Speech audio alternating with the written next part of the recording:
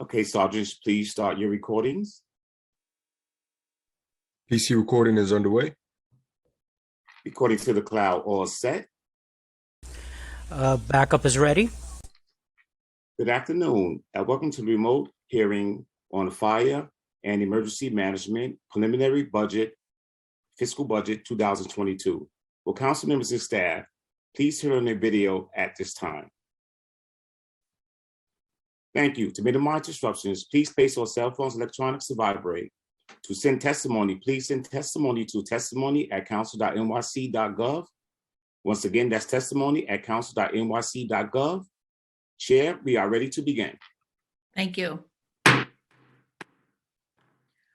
afternoon and welcome to the fiscal 2023 preliminary budget hearing for the Committee on Fire and Emergency Management. My name is Joanne Ariola, and I am the chair of the Committee of Fire and Emergency Management. Today, we will review the fire department's and the New York City Emergency Management's fiscal 2023 budgets to understand how they address the needs of all New Yorkers. I would like to begin by acknowledging the tragic loss of the lives of dozens of New Yorkers from residential fires in this city, as well as 4 FDNY members since early December: probationary firefighter Vincent Malvo, Assistant Chief Alvin Suriel, Lieutenant Joseph Maiello, and firefighter Jesse Gerhard, who were all dedicated members who worked selflessly to make New York City safer. Our city is better for them having been part of the department. I would also like to acknowledge members of the New York City Emergency Management Team. They have been working incredibly long hours, operating 24/7 to monitor emergencies and to assist in emergency response, performing a job that often does not get the recognition it deserves. The fire department's fiscal 2023 preliminary budget totals $2.15 billion, with 17,301 positions.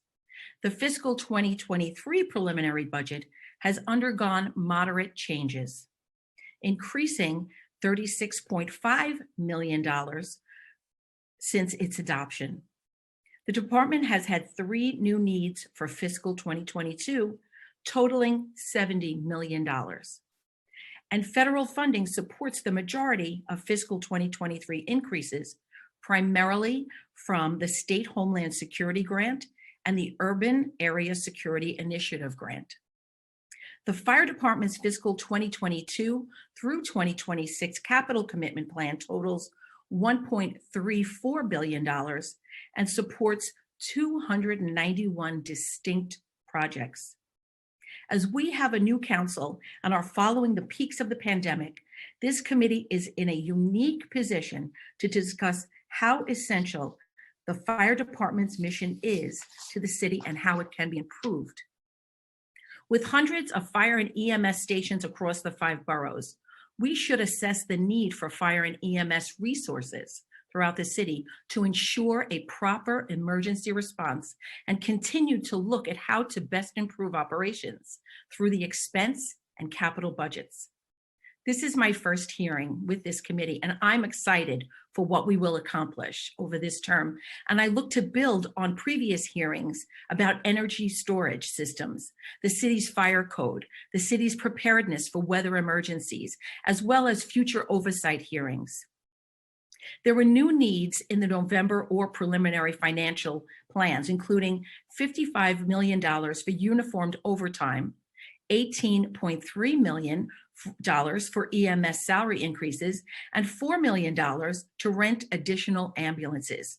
The committee would like to revisit these items and others that were included and those that were not included in the budget, such as the increase of locations to clean bunker gear and washing services for members, the desperate need for the department's use of the 5th firefighter, and smoke alarm access and use in the city to ensure that we are helping to increase safety where we can.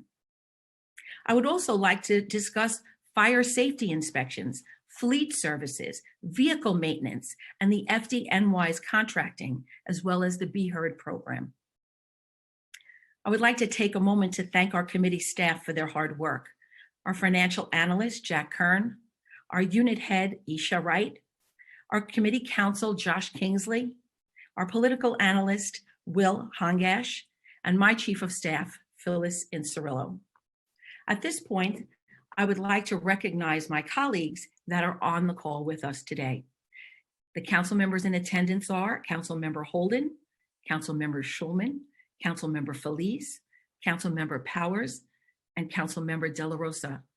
Welcome and thank you. I would like to welcome and thank Acting Commissioner Laura Kavanaugh and our firefighters, our EMTs, our paramedics, and the department's civilian staff for the work that they do. I'm looking forward to hearing from the Acting Commissioner. The committee council will now swear you in. Thank you so much, Chair. Congratulations on your first hearing. Thank you, everyone. My name is Josh Kingsley. I'm counsel to the New York City Council's Committee on Fire and Emergency Management. Before we begin, I'd like to remind everyone that you'll be on mute until you're recognized to speak, at which time you'll be unmuted by the Zoom host. If you mute yourself after you've been unmuted, you will need to be unmuted again by the host, so please be patient with us with that one. During the hearing, if council members would like to ask questions, please use the Zoom raise hand function. You will be called on to speak. We will be limiting council member questions to 5 minutes, including responses from the administration. I will call on you when it's your turn to speak. Again, all hearing participants should submit written testimony to testimony@council.nyc.gov. For today's hearing, the administration will be hearing from representatives from the New York City Fire Department, followed by NYCM, which will come after this. For Fire Department, we'll receive testimony from Laura Kavanaugh, the Acting Fire Commissioner, John Hodgins, the Acting Chief of Department, Lillian Bonsignor, Chief of EMS, Lizette Christoph, First Deputy Commissioner of Budget and Finance, Dr. David Prezant, Chief Medical Officer, Nafisa Noonan, the Assistant Commissioner for Recruitment and Retention, Chief Daniel Flynn, the Chief Fire Marshal, and John Paul Aguirre, the Deputy Commissioner. I will now call on representatives of the administration to testify. Before you begin, I will administer the oath. For each individual from the fire department, please raise your right hand, and I will call on you individually to affirm the following statement. Do you affirm to tell the truth, the whole truth, and nothing but the truth before this committee, and to respond honestly to council member questions? We'll begin with Acting Commissioner Laura Kavanaugh. I do. Chief Hodgins. I do. Chief Bonsignor. I do. First Deputy Commissioner Christoph. I do. Assistant Commissioner Noonan. I do. Dr. Prezant. I do. Chief Flynn. I do. And Deputy Commissioner Aguirre. I do. Thank you all. Acting Commissioner Kavanaugh, you may begin. Thank you. Thank you. Good afternoon, Chair Ariola and all council members present. My name is Laura Kavanaugh, and I am the Acting Commissioner of the New York City Fire Department. I'm looking forward to continuing our great working relationship with the City Council and forming partnerships with the newly elected members. I appreciate the opportunity to speak with you here today about the year that we've had at the Fire Department and our outlook for the upcoming year. I'd like to begin by acknowledging, as the Chair did, the death of firefighter Jesse Gerhard, who died in the line of duty on February 16th. Firefighter Gerhard has a stellar record of service with the fire department, first as an EMT and then as a firefighter. His great-grandfather was also a firefighter, and it was a job that he looked forward to since his early childhood. Firefighter Gerhard was only 33 years old when he died. The FDNY is lucky to have had his talents and his passion and his love of service to the people of New York. Unfortunately, the death of firefighter Gerhard is not the only tragedy that the FDNY has experienced recently. On December 2nd, probationary firefighter Vincent Malveaux died after suffering a medical episode while training at the fire academy. On December 26th, Lieutenant Joseph Maiello, a 22-year veteran of the department, died in his firehouse on Staten Island. Also in December, Chief Alvin Suriel, who was second in command in the Bureau of EMS, passed away after battling World Trade Center-related illness. To date, 273 members of the department have died due to World Trade Center related illness. We mean it when we say that the members of this department are a family, and our family feels each of these losses acutely. Tragedy is an unfortunate but very real part of the job, both internally and among the community that we serve. All fatal fires are felt deeply among our members. A single civilian fire death is one death too many, but occasionally in responding to an emergency, we experience loss of life on a scale that is almost impossible to imagine. On January 9th, a fire broke out in an apartment of a 19-story building in the Bronx. While the residents of that unit were able to escape, the door to the apartment remained open and toxic smoke spread throughout the hallway stairwell and into other parts of the building. Fire units responded quickly and ably. The first 2 unit was on scene within 3 minutes and 16 seconds, and numerous EMTs and paramedics arrived to assist. Firefighters located victims on every floor of the building. 17 residents died and 45 others were hospitalized. Many firefighters bravely continued working even as their air tanks ran low. I'd like to briefly touch upon 2 major takeaways from that fire. First, despite the unthinkably large number of people who died or who were injured, many lives were saved due to the heroic work of our FDNY members. The fire required a massive response, and we dispatched approximately 200 firefighters to the scene, as well as 43 basic life support ambulances and 14 advanced life support ambulances. EMTs and paramedics provided immediate care and transported patients to the hospital. Among the residents who were assisted that day were 15 patients who were found in cardiac arrest and kept alive by the firefighters and medics who treated them right up until they were handed off to emergency room caregivers. Another takeaway from that fire is the importance of our work in educating the public about fire safety, and importantly, what to do when a fire does occur. In the wake of this fire, we've had a surge in fire safety education programming, setting up events for individuals and groups in every corner of the city. Many of the council members on this committee signed up to host an event through your office, and if you haven't yet, I encourage you to reach out to my team after this hearing. We've also produced and shared multiple public service announcements in various languages and partnered with the mayor's office and local media on outreach. But we also know that educating citizens is not enough.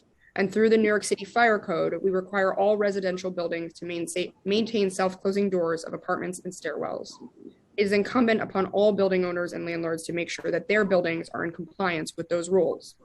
To that end, we have been working closely with the mayor's office and with our partners in the Department of Housing Preservation and Development to dial up enforcement of those codes and rules. Building owners should expect to have an intensified focus on fire safety signage and self-closing doors.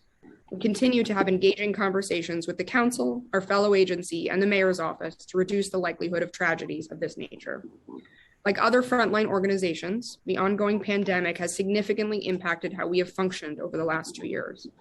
We take pride in the way that our members have risen to the extraordinary challenge and have met the FDNY's obligation to serve the people of New York, even under the most difficult of circumstances. In 2021, the department oversaw New York City's 16th consecutive year with fewer than 100 fire deaths.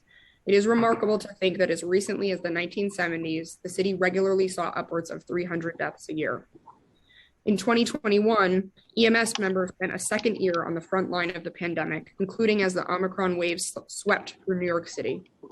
Medical leave was significantly higher than usual for long stretches of time as EMTs and paramedics became ill with COVID-19. And at one point, nearly 1/3 of all EMS members were out sick. However, we did what the fire department has always done. We pulled together and found a way to get the job done.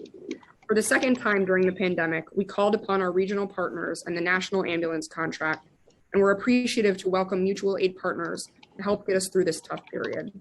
It's always an honor when we can send members to assist others around the country, as we often do after hurricanes, flooding, and wildfires. That our fellow fire and EMS departments were willing to come stand with us when we needed it most is the essence of the concept of mutual aid, which we take very seriously. COVID also impacted the way that the fire department interacted with members of the public in non-emergency situations. Our fire safety education team pivoted from in-person presentations to giving remote programs online. In calendar year 21, the unit performed approximately 2,200 such presentations. Over 150,000 New Yorkers participated in these events, which were hosted by active and retired firefighters on topics ranging from fire safe cooking, fire safety for the holidays, fire safety for seniors, and messaging for children.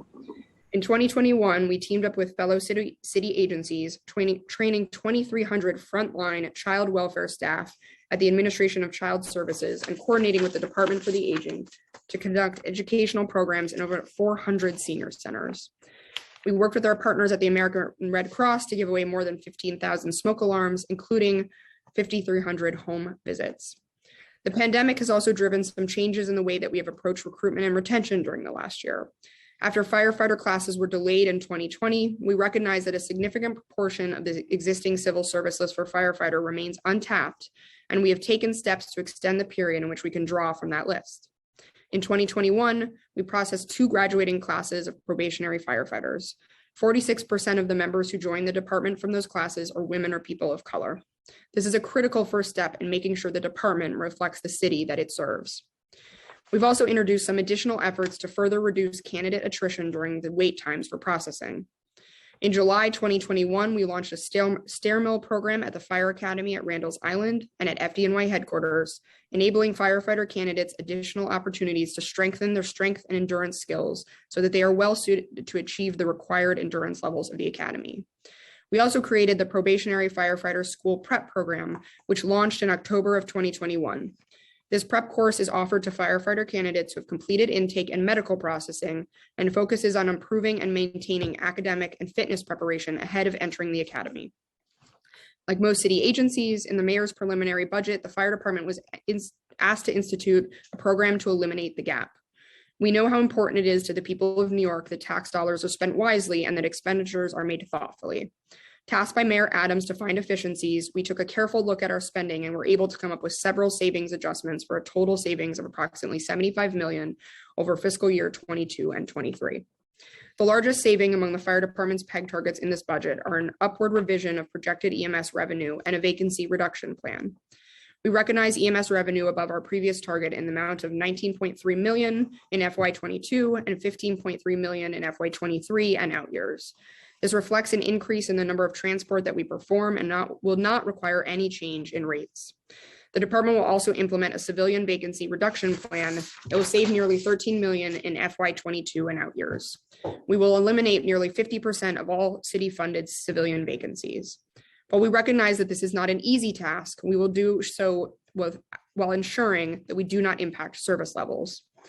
Other components of the fire department's PEG include smaller but significant savings, grant reimbursements from the federal government in the areas of fringe costs, as well as an adjustment related to storm deployments that will yield $3.6 million in FY22 and $4.6 million in FY23. The preliminary budget reflects a modest funding of new needs, mostly in aligning funding with actual costs. Funding for uniformed overtime is increased in FY22 by $55 million to help close the gap between funding and the department's actual overtime use. The department will also receive an additional $14 million in funding for fleet services, which reflects our actual spending on items such as repair materials and auto parts.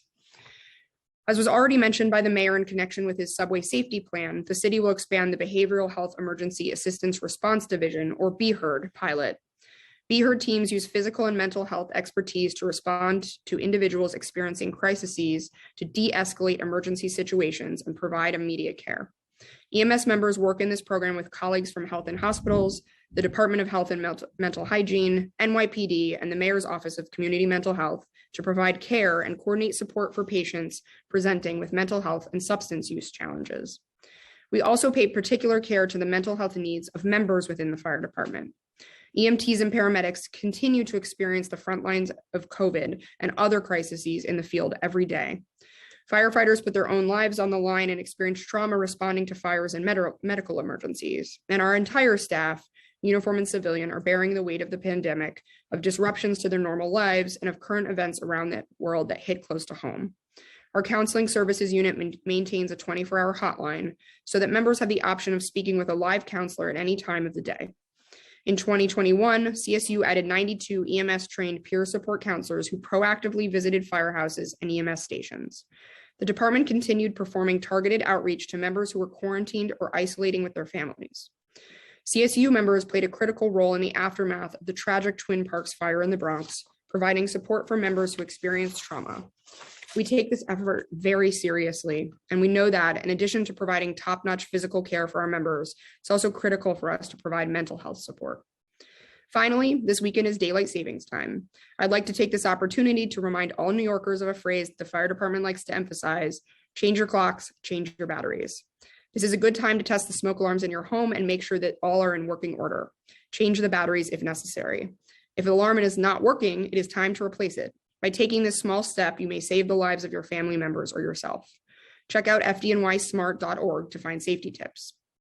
I thank the chair and the council members for the opportunity to discuss the work of the fire department. With your partnership and support, we will continue providing the best service possible to the people of New York. At this time, I am happy to answer any questions that you may have. Thank you so much for that comprehensive report, Acting Commissioner Kavanaugh. I want to thank you for the outreach that you've done already, meeting with me, at the different firehouses, especially the firehouse for fallen firefighter Jesse Gerhard. Thank you. So you spoke about, you mentioned working with the mayor's office and HPD to increase enforcement of the building and fire code for self-closing doors and fire safe signage.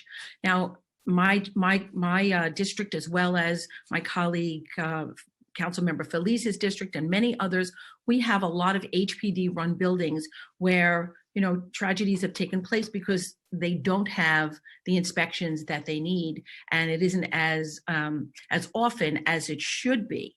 So we've seen a lot of tragic fires in the news lately. As the days become warmer, hopefully these fires decrease. But what specifically does this involve, where you say you will be increasing enforcement? And what has the fire department done and will it continue to do to increase enforcement? Sure. So one thing we do is fire safety education, as I mentioned. The other is we've been working, as you mentioned, at the city level, the state level, and the federal level to look at a number of pieces of legislation and a number of options for increasing our enforcement in these buildings along with HPD. So we will be working over these next few months with you and our other stakeholders to find a number of ways to, push landlords to ensure that the enforcement is actually happening and that it's not just on the books, it's something that is actually happening in buildings in the city. So the number of serious fires reaching the second alarm or higher is of interest to me. And this was reported in the mayor's management report, but was removed in the fiscal 2021 preliminary mayor's management report. Has the department seen a recent increase in serious fires reaching a second alarm or higher? And can you commit to adding this information again to the mayor's management report in an effort to increase transparency around serious fires in this city? And that would really lend to my subsequent questions regarding the fifth firefighter. Yeah, as we discussed, we can definitely look at that and see whether or not that makes sense. I'd like to hand it over to the chief of department in a minute to talk a little bit about how we set the threshold for a serious fire. I will say, this has been a busy winter, as you mentioned. Winters do typically bring more fires than the warm weather. And we've seen a little bit of an increase, but we are monitoring that to see whether or not that's an increasing trend or just a number of fires this particular winter. But I'll ask the chief of department to expand a little bit on the threshold that we use for serious fires. Thank you.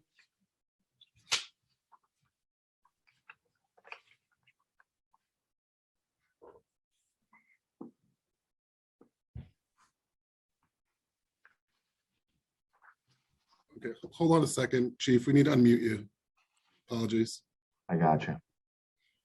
Go ahead, sorry. Okay. Good afternoon. The department looks at an incident which is considered an all-hands fire as a serious fire. As you know, most of our fires are all hands. Rising to a second alarm, there are quite a few, but nowhere near the amount of all hands fires we have. Most of our fire fatalities, in fact, do happen at an all hands fire. And the homeowner suffers significant damage to their home at an all hands fire with fire damage and water damage. So I don't think there's a problem to add second alarms for transparency, but I just want to emphasize that, it really doesn't trigger that it's that the second alarm is the benchmark for a serious fire. So I don't exactly agree with you, but I will take your response as a professional and someone who knows, because I've seen a lot of fires that could have used additional support, and support wasn't said until much later when the fire had gotten a lot larger. But that leads me to the fifth firefighter question.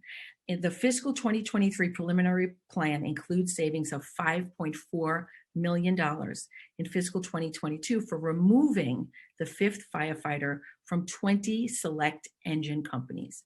These 20 companies are chosen at the sole discretion of the fire department, and the process is built into the Uniform Firefighters Association's contract. The department has the ability to modify the staffing with the fifth firefighter when the 365-day rolling average of medical leave is above 7.5%. According to the department, the 365-day average medical leave rate for firefighters is 9%.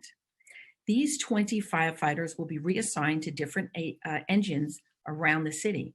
The savings are based on the fifth firefighter being paused in November of 2021 and January of 2022, as well as the assumption that the medical leave will remain above 7.5% for the remainder of the fiscal year 2023. Can you share how the department chooses those 20 fire companies that had a fifth firefighter? Sure, I'll ask the chief of department to discuss that. We were, through collective bargaining with the UFA, we reached an agreement to finalize our 5 firefighter engines at 20. It was actually a four-year process where we added 5 per year. The companies that are selected are typically, fire companies with a high workload in an area where they, and also single engine companies, which is a firehouse that does not have a ladder company associated with it. So when they receive a fire, they go out by themselves, and there's potential in certain circumstances, although very few, where they could be operating alone. And that's how they are chosen, by geographical area and also the type of buildings that they respond to. And we have certain criteria where we can measure where a fifth firefighter may be beneficial if the company was there alone for a period of time. Right, and the plan does include savings, and assuming the medical leave will remain above 7.5%. And, prior to this reduction in the percentage of Omicron, we can understand why the amount of people who were out was higher than 9. So how does the department, how do you want to work with the union to prioritize and add the fifth firefighter to various firehouses? How will you work with the union to make sure that happens, especially in areas that have large buildings, which my district has, and many of the council members on this call and have in this hearing? Because, I'm not telling you, it's your business, it. It's not just response time, it's vertical response time. And we have 12 and 20, floor buildings within our districts where the fifth firefighter could really save lives. And a lot of those engine companies do not have that fifth firefighter. So how will you work with the unions to make sure that we could possibly get that fifth firefighter back for all of the engine companies?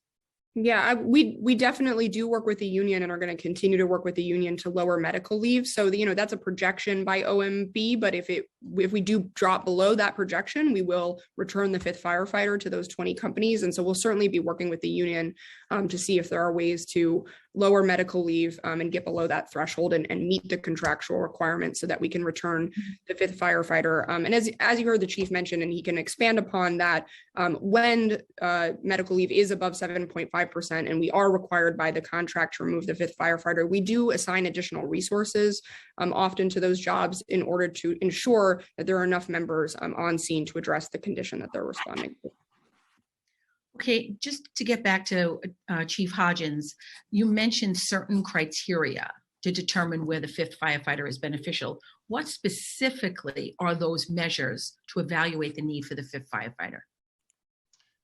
Well, it would be an engine company that is somewhat remote in certain parts of the city from other companies, because since we through collective bargaining, the unions lost the 5th firefighter back in 1990. The department adapted its response, and we have, we've added an additional engine company immediately on the report of a fire. It doesn't even have to be a fire. If there's a report of a structural fire, there are 3 engine companies sent to that location.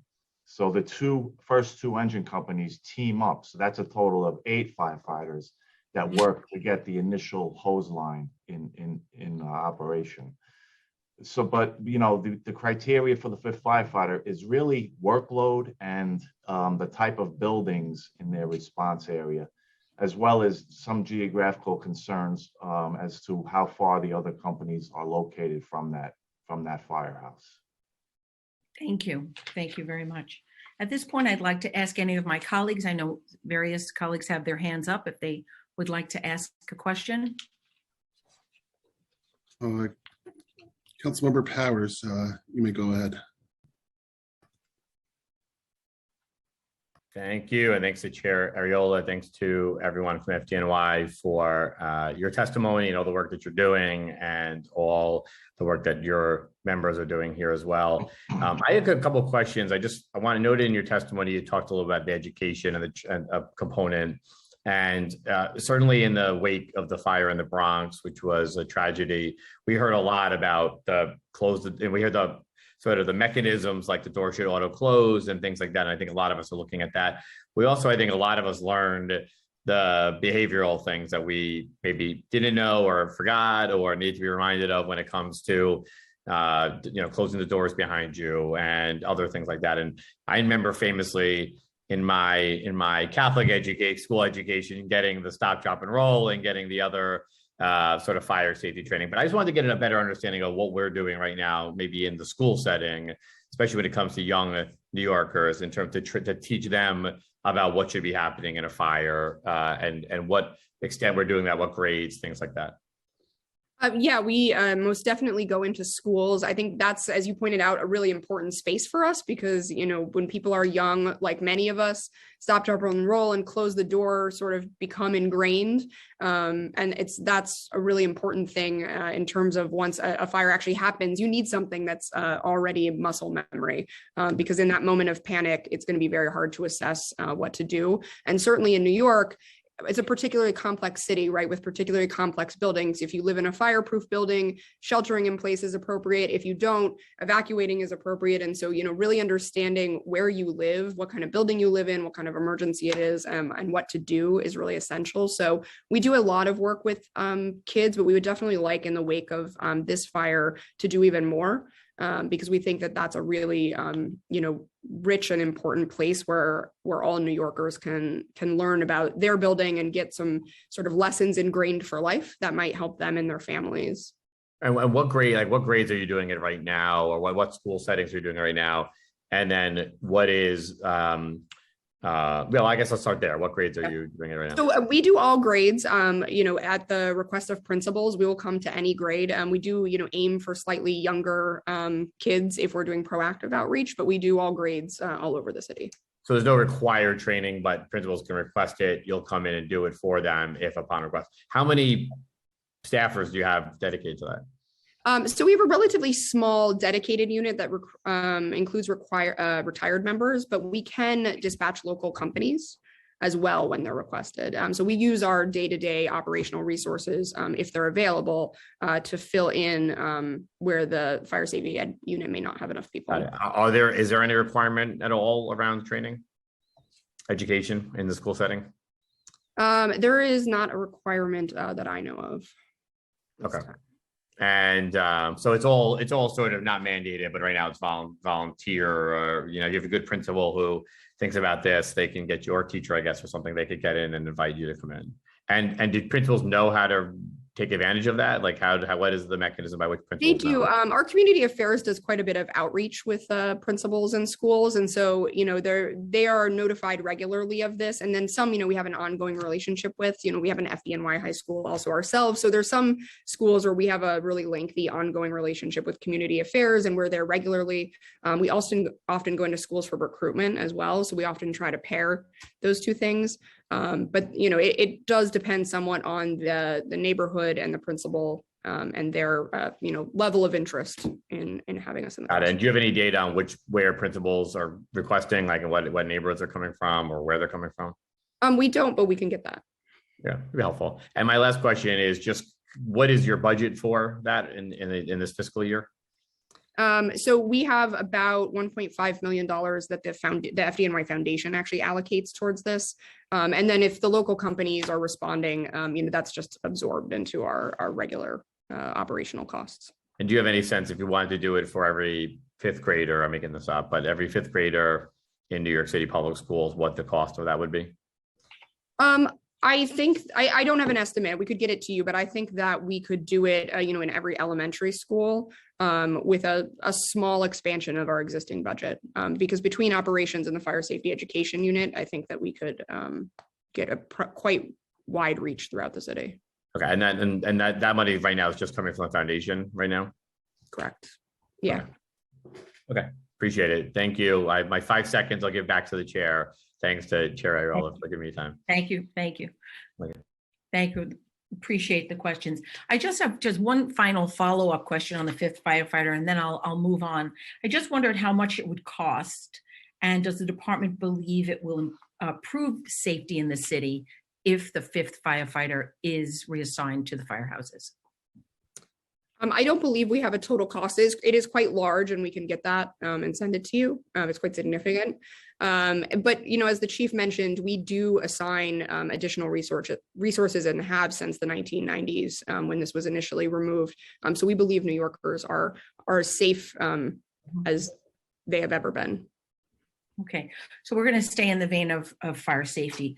So in August of 2021, the department began using a new computer-aided dispatch system called CAD, which was made in constellation with and now partially operated by Accenture, a professional services IT company. In late February, there was a report that the new FireCAD system had gone offline 3 times since it was online in August.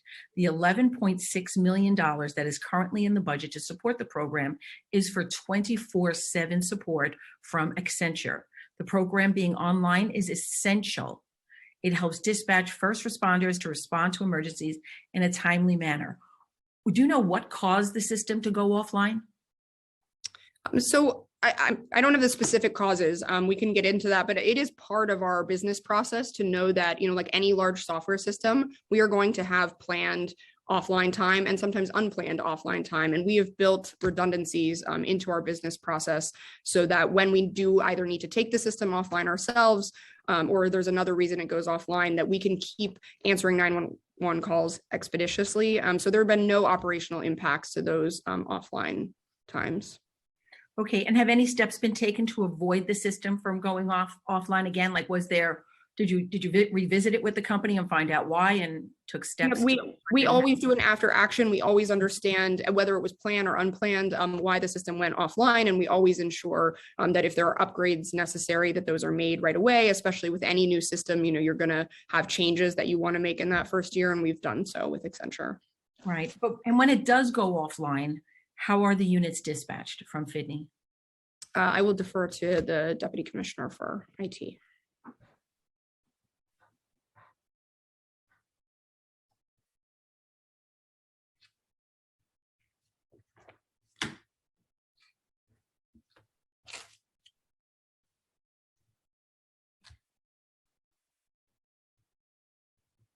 I think he's stuck on mute.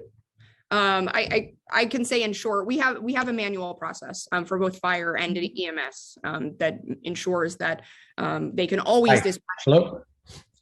Sorry, Commissioner. Sorry, Chair. That's fine. Yeah. So let's be very specific about what we're talking about. So we're talking about the FireCAD, so the fire side of our business. We do have multiple redundancies, and we can talk offline about what they all are. But at a very high level, we would be on the FireCAD application, which would be the main application. If we had to fall back to a redundancy, it would be something that we call CMO, which is a local server to the dispatcher. So they are actually still dispatching with the aid of IT. And then beyond that, it would fall to a manual process. Thank you. Sure. So earlier, Councilmember Powers spoke about education and prevention, and the department has previously put out information that smoke alarms are the single most valuable life-saving device that New Yorkers can have in their homes. And we have seen a number of civilian deaths in the last few months. What is the department doing to ensure that New Yorkers have smoke alarms and that smoke alarms are operational? So as you mentioned, that is, we really want to emphasize the importance of people having working smoke alarm in their homes. That is really the difference, especially if you do have a fire, in an early warning that could save your life. So we do a lot of outreach. We give away a number of smoke alarms every year with our partners, with KIDA and others. We help do installations via the Red Cross. And then we do a lot of education around ensuring that people are checking their batteries, that they're making sure consistently that the alarms are up and operational. I think, as many of us know, sometimes when you're cooking or something else is going on, your alarm goes off and you take it down. So we're consistently doing education to make sure people remember to put that alarm back up and make sure that the battery is working in it. And we have quite a bit of giveaways of alarms that we do through fire safety education in communities every year. That's a much needed program that you have and welcomed within the communities. Would you just happen to know offhand what the percentage of homes in New York City who did not have any type of fire alarm within them had serious fires? So we might not know the total number of homes, but I can defer to the chief fire marshal on how many of our serious fires there was no working alarm present, which is significant. So as of in 2021, we had 46% of the fires that we investigated had present and operational smoke detectors.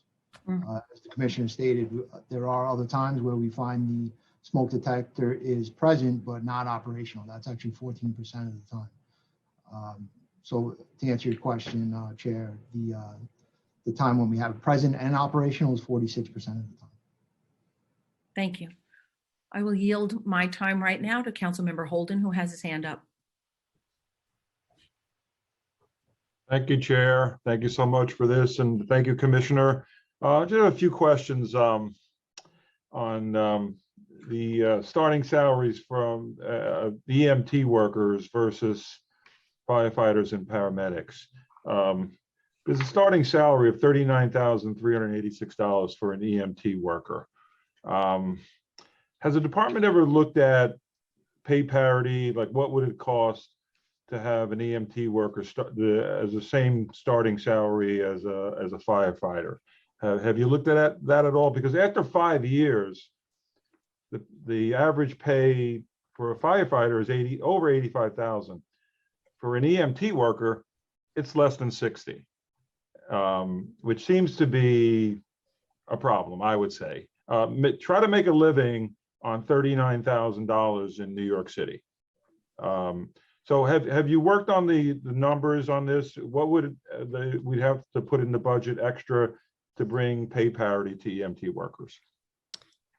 So it is, I could say it's something we've looked at extensively. I was extensively involved in the last round of contract negotiations with the EMS union. And as you know, we were able to get them a significant raise in that round. I know that's just the beginning and there's more to be done there. But that is something that I personally care very much about. But that is a matter for collective bargaining. So it's not something that the department has looked at in terms of our budget or that we could ask for in the budget. It is a matter that has to be negotiated as part of collective bargaining. And so, we did that in the last contract negotiation. The fire department executives like myself were at the table because this issue mattered very much to us. And we plan to be in the next round of bargaining as well. But I do think it needs to be looked at because it's in the best interest of the department to pay people a fair wage. Collective bargaining aside, we as council members, it's been a problem in the council. People have recognized this, that we need to bring EMT workers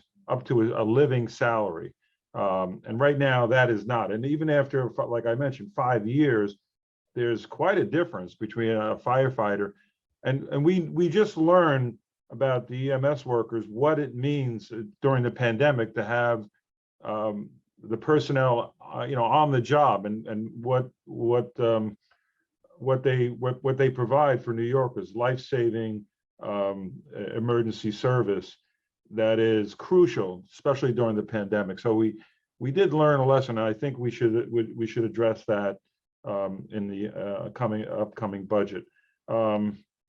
Aside from that, on the self-closing doors, how often are inspections done on buildings, on high-rise buildings, especially on residential buildings?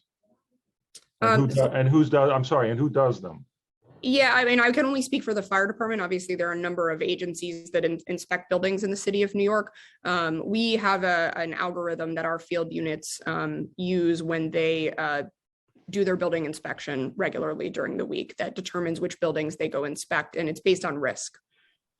So it's not based, so could it be that a building hasn't been inspected in 5 years, or is there, you said that it may not be regular, it may be at risk, but is every building, high-rise building inspected, or has to be?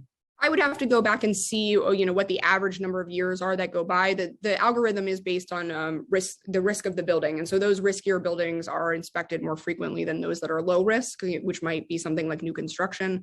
But we can look at those averages and get back to you. Yeah, because have you worked on a formula that every building should be inspected? And how much would that cost?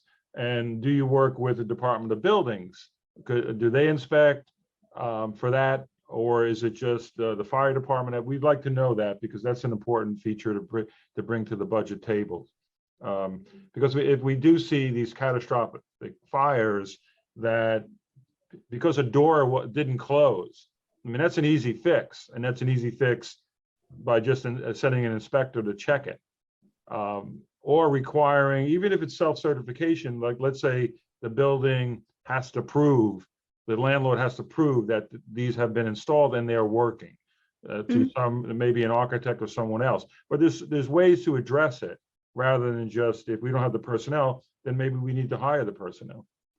Yep, absolutely. We're working with our. Back on that, how many inspectors do you have? Because I know that in November, the plan included 15 new personnel as fire inspectors, and that was, I think, specific to businesses.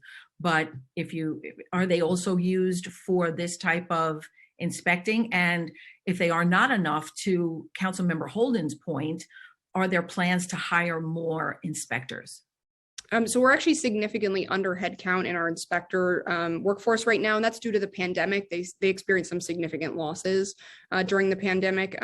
We actually lost some members, unfortunately, to COVID and some attrition. So right now we're working to hire up to our headcount, and then were we to need additional inspectors, obviously we would flag that for the city council and the mayor's office and let them know that. Thank you, Commissioner. Thank you, Chair. I'll now yield my time to Councilmember Feliz. He has his hands raised. Thank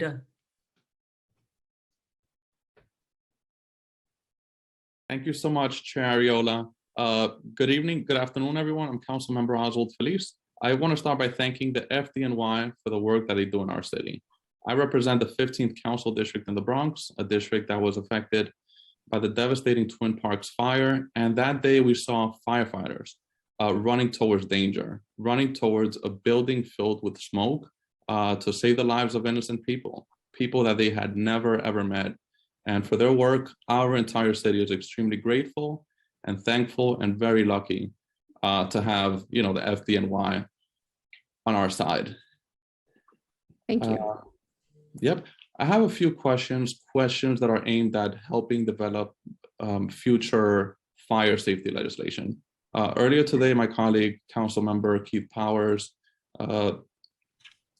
touched on fire education. Going back to that topic, we briefly talked about fire education initiatives in our schools and also in our communities, just to make sure that I have the information correct. So the total budget for fire education is $1.5 million. Is that correct? So that's correct, out of the foundation. And so that funds like materials and smoke alarms and some of our retirees. We do fire safety education through our active field units. So it doesn't have a separate budget line, but all of our firefighters are dispatched regularly to go do fire safety education. It just doesn't have its own budget line. Okay, Can you give us a comprehensive summary of our entire fire safety program? For example, do we do TV commercials as we do for COVID-related notices and purposes? We do. So we have in-person events. We also have a number of online events. And because of COVID, we did actually expand our online offerings. We have a website, fdnysmart.org, that people can go visit to get a lot of this content. You can see on their curriculum for teachers that might want to include it in the classroom, videos for parents. We try to do targeted audience for children, for seniors. We have services available in multiple languages, which is essential in New York City. A number of our fire safety educators are also bilingual. And we do a number of PSAs, especially in the wake of some of these large and tragic fires, such as the one in your district. We were able to work with the mayor's office to really expand the public safety announcements throughout the city. So we do quite a bit of comprehensive education, but always looking to expand that and always looking to do more, and definitely looking to work with local communities because, it's really the local community that knows the best way to reach the most vulnerable populations. So very, I know we've worked with you a lot and very happy to keep working with you and the other council members here to do that. Thank you, and likewise.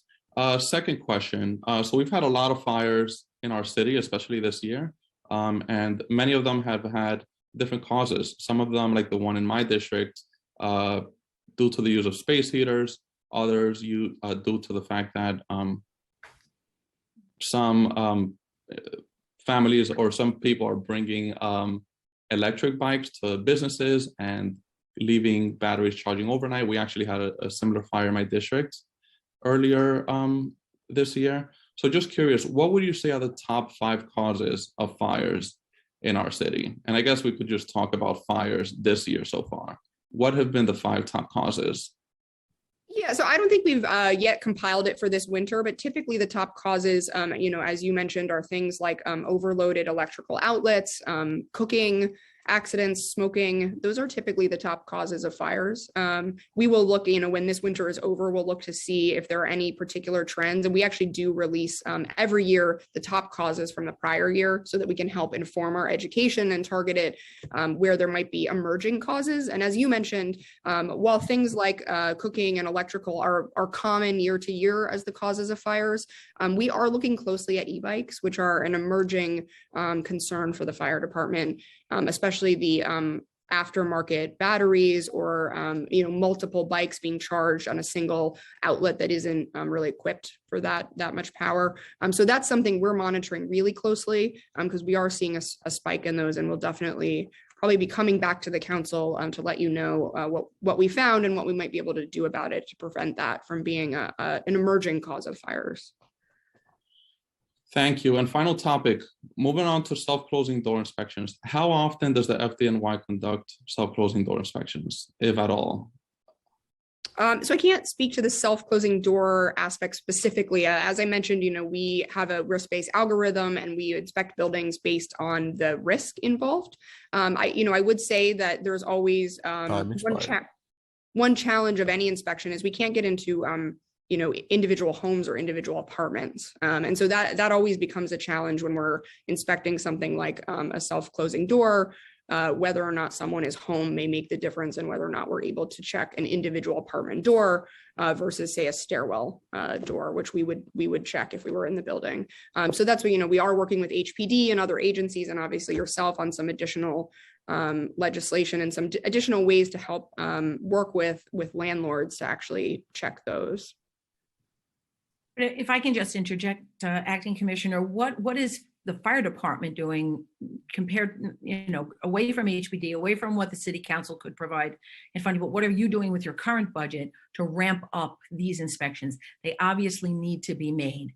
Most HPD buildings are non-compliant, and the ones that I've gone through my district as well, are non-compliant and do not become compliant until we as council members make the complaint. So I just think that you need to look at your own budget. We will look at what we can do, but we need to increase the head count and we need more inspections. I'm sorry, Councilmember Felice, have you finished or you have another question? One final question. So let's say there is a self-closing door inspection and a violation is detected. What happens next? Does the FDNY notify HPD, or does the FDNY take a different enforcement process? I'm not sure if the chief of department wants to answer that. If not, we could get sort of the workflow of how a violation is cured on behalf of the fire department and get that back to you. So I'll just say that when we do an inspection, we have different mechanisms to enforce the violations. The first choice is that we leave a notice with an occupant or landlord of the violation, and we give them a specific amount of time in order to cure the violation, and we come back and re-inspect. And the other, if it's falls into a more egregious category, is we give which is a NOV fire department summons, and that is also the occupant or the landlord has a period of time in order to cure that, and if they could get that done within 30 days, we will also dismiss that charge. But that is really the main for things like closing doors and basic fire prevention violations. We do just notify and we re-inspect it to make sure that it was done. If it wasn't done, then we have a criminal summons, which is, issued in response to that. But we do give them a chance to cure the violation. Got it. Perfect. Well, I appreciate all the information. Thank you so much. No more questions on my part. Thank you, Councilmember Felice. I'd just like to note that Council members Riley and Carr have joined the hearing. I want to just touch on a couple of things. Councilmember Holden mentioned about the lack of pay parity for the EMS workers. Does the FDNY support pay parity for EMS workers? The FDNY definitely supports making sure our EMS workers are appropriately compensated. And as I mentioned, that is something I've advocated for quite aggressively in the past and continue to do so in the future. It is not the department's discretion, unfortunately. Has the department also advocated that when EMS workers become firefighters, that their time carries over with them instead of them losing all their city time and then going and starting, in a different tier perhaps when they go over and become a firefighter? Yeah, again, that's not something that's at our discretion, but that I would advocate for as well. Okay, so we've talked a lot about fire safety and additional personnel, both at the fire companies and for community outreach. But I'd like to switch gears now. We've talked about the mental health of our firefighters and their peer programs and what's being done. Is more money going to be put into programs like that so that firefighters who have had probably the most stressful year of all, EMS, EMT, and firefighters, have you created any type of resources that will be equally distributed for uniformed firefighters and EMS members to receive mental health care?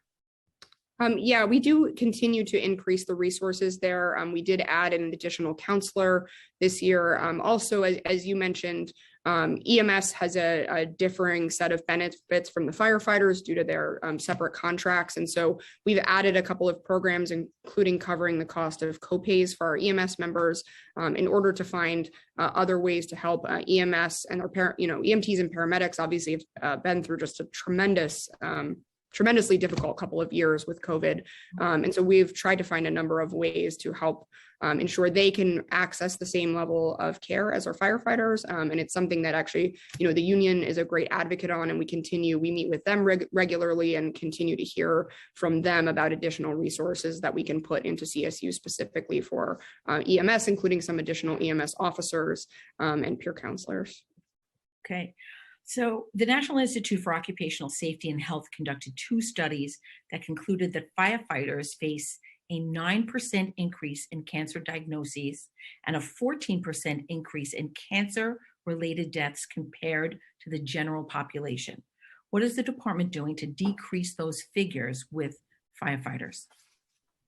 That is definitely accurate. Cancer is unfortunately a really serious risk and a much higher risk for our firefighters. We are increasing the cleaning of our bunker gear. We've started a number of campaigns. One is called, Clean is the New Salty, to encourage our members to regularly decontaminate their bunker gear. And I know, something that we've talked about is working with the council to fund additional washing locations for that bunker gear, which is definitely something that we're interested in. Right. Okay, that's great. So let's then switch gears to our fleet service and vehicle maintenance. So as a service-oriented agency, the department relies on its fleet and vehicles to respond to emergencies. The maintenance of these vehicles is of paramount importance. With rising prices, supply chain issues, and the aging fleet, the department has increased its fleet service budget by 34% since the budget was adopted to keep up with these changes. The department has had to rent ambulances in fiscal 2022 to meet operational demands. What strategies are being taken to ensure the fiscal 2023 and out-year fleet services budget is appropriately funded?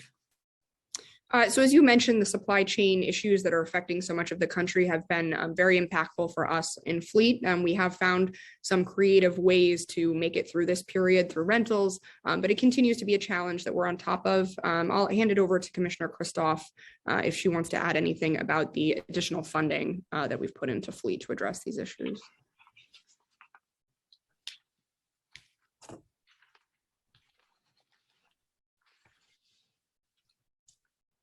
Hi, so, as you noticed, we did get an increase in our budget for fleet maintenance.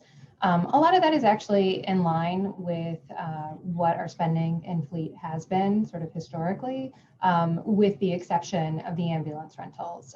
So that was a temporary bump in our fleet services budget. And we're in the process of assessing what we think our need will be going forward. And so we're in conversation with OMB about what we anticipate spending given the age of our fleet, the anticipated deliveries, and sort of where everything stands.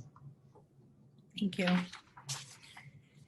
So this is going to get to like capital projects and our staffing and new classes. So the fire department has a preliminary capital commitment plan from 2022 to 2026 that totals $1.34 billion. The single largest project in the plan is a new training center for the FDNY on Randall's Island, where the fire academy is located, with $224 million in funding in those years.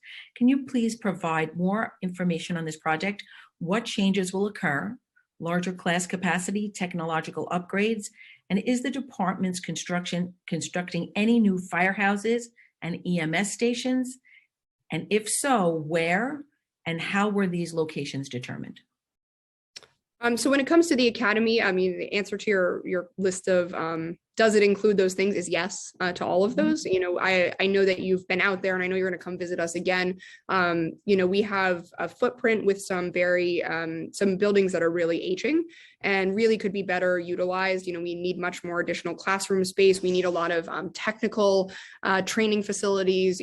We have the subway simulator and some other things, but we need more technical facilities at our disposal because, as the city grows more complex, so does our operational response. And thus, so does the training that we have to provide to our members to ensure that they're safe when they operate. So all of that is going to be part of this, sort of redo of the academy, and actually be happy to bring you guys out there sometime and walk you through and give you some sense of what we think it could look like, the new technology, the new building, and some of the new facilities that we'll be looking to build over the next few years. And then on the new firehouses and EMS stations, I'll hand it over to Commissioner Kristoff to go through what we currently have planned. Thank you. Right. So usually new facilities, which tend to be, replacements of existing facilities, usually get handled in the budget process as those needs arise. So any of the brand new facilities that we plan on building are reflected in the budget. And so, the most significant additional funding add tied to new facilities a few plans ago was for EMS 7. There was about $70 million added for a new facility for that EMS station. We also have ongoing work for various various fire stations that are in the process of being renovated. Do you know where those are? Do you have the locations? So there is a large project at Engine 224 in Brooklyn Heights, which is expected to be completed in the fall. There is a project for EMS Station 17, which is currently in design. So construction is anticipated to be bid out in the fall. There is a project for Engine 268 in the Rockaways, which is expected to go out to bid later this year. And we also have a significant project coming up for Engine 287 to reconstruct that facility after the existing facility was damaged due to some adjacent construction. Okay, great. And congratulations, by the way, on yesterday's graduation of the probationary firefighters. And in that vein, I just wondered, what is the current status of the firefighter hiring class? Like, I know this one graduated, but when will there be the next class? When will the next exam be offered? So the next class will be going in on March 28th, quite soon, because as you know, we are under headcount and we're looking to catch up.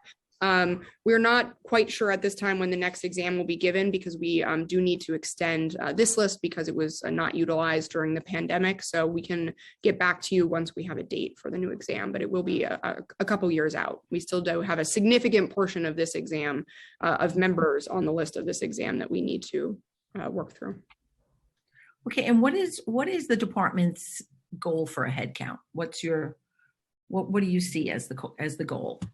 We'd like to be at headcount, which is not something that we have been at for some time. There's a very brief moment right before the pandemic that we actually reached headcount, and then we went back under during the pandemic. So we're very eager to reach a firefighter headcount.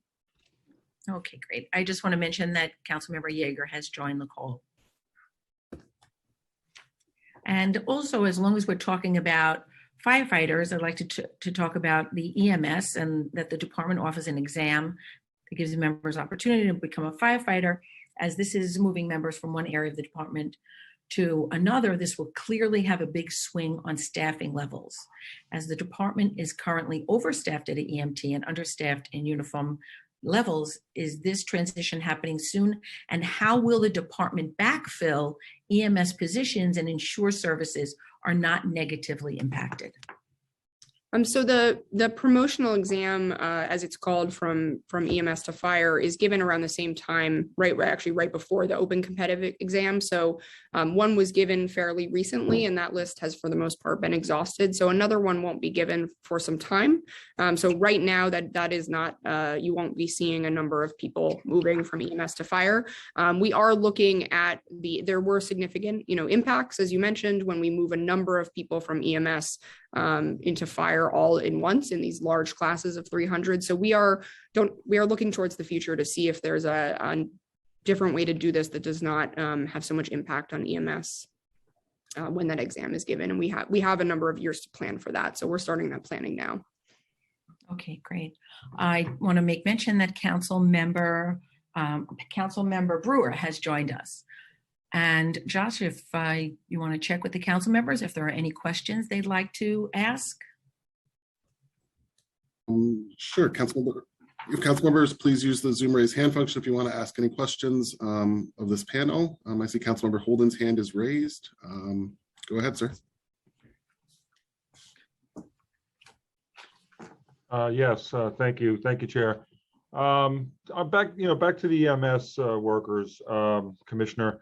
From 2018 to 2020, the number of assaults on EMS members increased from 125 to 323, with a 5-year average from 2016 through 2020, the average was 178. So what does the department currently do and offer to EMS members to protect them during emergencies?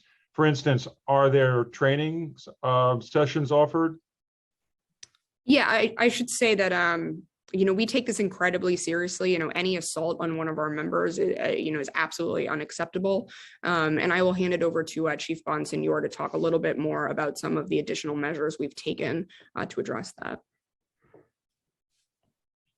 Hey, good afternoon, everyone. This, as the commissioner says, an incredibly difficult situation for EMS. Times are tough, and we are seeing increase in assaults, and we're trying to do what we can to make sure that people are adequately trained to keep themselves safe. One of the things that we've been able to do recently is start to give all of EMS de-escalation and self-defense training.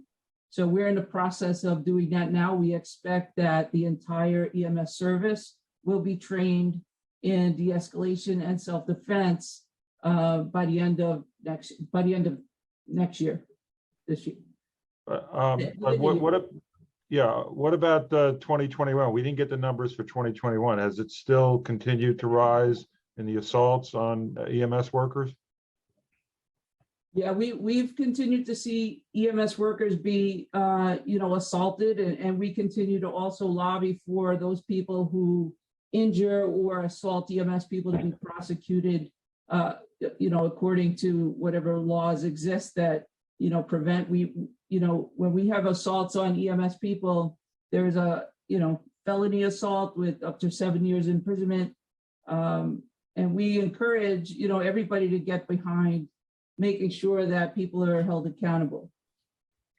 But in the way of protection, other than self-defense, are there any consideration for giving the unit mace or some other ways to protect themselves during an assault? No, we haven't considered mace. EMS are people who give medical help, so we're not in the business of hurting anyone. What we do is we talk very, very much about, making sure everybody understands that retreating away from danger is the way to go. Teach them how to protect themselves should they get into an environment where they can't escape right up front. We've also been able to find funding recently to get a replacement ballistic vest to everybody in EMS. Everybody in EMS has a ballistic vest. Some of these vests have been not replaced, and it was due to funding. We were able to find funding for that. So we're in the process now of getting everybody a renewed ballistic vest that is over the age of 6 years old. So that is a step in the right direction. Okay, thank you, Chair. We'll now turn to Councilmember Brewer. Thank you. I'm on a cell phone. I apologize. Thank you very much. I have two quick questions. One is, and I know that Commissioner Kavanaugh knows this, but the issue of inspections. So my understanding from council member in the past is that there are persons who should have been hired to do inspections, but they haven't been hired yet. And maybe this has been discussed. I'm sorry, but I have so many daycare centers, new buildings, where it takes, 5 months, 4 months to get an inspection. So that's not helpful for the childcare center or for the city coming back, number one. Number two, if you could just update me, I didn't see it in the material, the excellent material prepared by staff, but I might have missed it. What is the status of technology in terms of, the Grumman no longer exists because it was a lousy contract, but what exactly technology is FDNY using that's satisfactory for the most important, knowing what the building scape looks like, et cetera. So, and is that something that's a budget issue? Is it solved, et cetera? I've just been through that for so many years. So those two questions, the inspection is a huge problem. Thank you very much. Sure. I could not agree more that, long wait times are unacceptable for businesses, and especially, essential businesses like childcare, and just, the restaurants and all the small businesses that we need for the city to come back from COVID. So we have actually brought in a number of additional resources. We've actually put together a 10-point plan, and we are working with Mayor Adams' administration and the Department of Buildings to immediately begin tackling our backlog of inspections that built up under COVID. That includes, things like hiring up a number of additional staff members, but also utilizing cross-agency resources with the Department of Buildings and other agencies to ensure that we can tackle those things now, and including new technology. We got a new software system in the Bureau of Fire Prevention, and that is going to be a huge boon for being able to find efficiencies, and especially for businesses to be able to get sort of a one-stop shop for whatever inspections they need from the city, so that it's not as much of a frustrating experience for them. So that's something, it's a #1 priority of ours that we're tackling head on, to make sure that those wait times go down drastically within the next few months. And then on technology, so we have done a number of things on technology. I think one of the most interesting ones that addresses what you're referring to in terms of situational awareness for our first responders. They have devices in their hands now that have an application on it that actually allows them to see, as they're arriving to an incident, additional information about that building. And the great thing about this application is it can grow as the city grows and as more information becomes available. So as more things are put online about certain buildings, we can add those into that application and actually have our first responders know as much as possible about a building or a site before they arrive there and before they enter that building, most importantly. Does that system have a name? Obviously we know what it was before, but what is it actually called, the current system? Well, the application I'm referring to is the incident command application, and that's available on sort of any common, we can put it on any common smart device. It's not necessarily proprietary just to the fire department. The application is, but it can be put on any device. It doesn't need a special piece of equipment. As you referred to in the past, we often had a specialized piece of equipment. We don't need that anymore. We can use just like, say, an iPhone and put this application on it. Okay, all right, thank you. Mm-hmm. Thank you, Councilmember Brewer. If any other council members have questions, please use the Zoom raise hand function. I believe if not, we will move on to the next panel, which will be the New York City Emergency Management. Seeing no other questions from members, I'm going to pass it back to the chair, and we could then move on to NYCM. Go ahead, Chair Ariola. Thank you, Josh. I want to thank everyone for coming. I want to thank everyone for your insightful questions and the important questions. I think that, Commissioner, you see a common thread here in safety and education and staffing and making sure that our firefighters are kept healthy, both mentally and physically, with putting more stations where they can clean their bunker gear more quickly and more frequently, so that they're not breathing in the carcinogens. I think you realize that our EMT workers need parity in their pay, and when they do become firefighters, that they need to be able to bring that time that they accrued when they were EMS workers with them to the fire department, just like we do in any city agency. I think that you understand that we do back the FDNY. We want to see your fleet and your maintenances and everything to be kept up to snuff. We need to have fire department out there. We need the 5th firefighter. We need to be creative, my fellow colleagues, in getting that 5th firefighter back out on at the different engine companies. We need to work on structural fires. We need to work, Councilmember Felice and the Twin Parks Task Force that I'm involved in with him. We're going to work so hard to make sure that the deaths that took place in his district never happen again. And I look forward to that, Councilmember Felice, and I'm honored to be on your committee.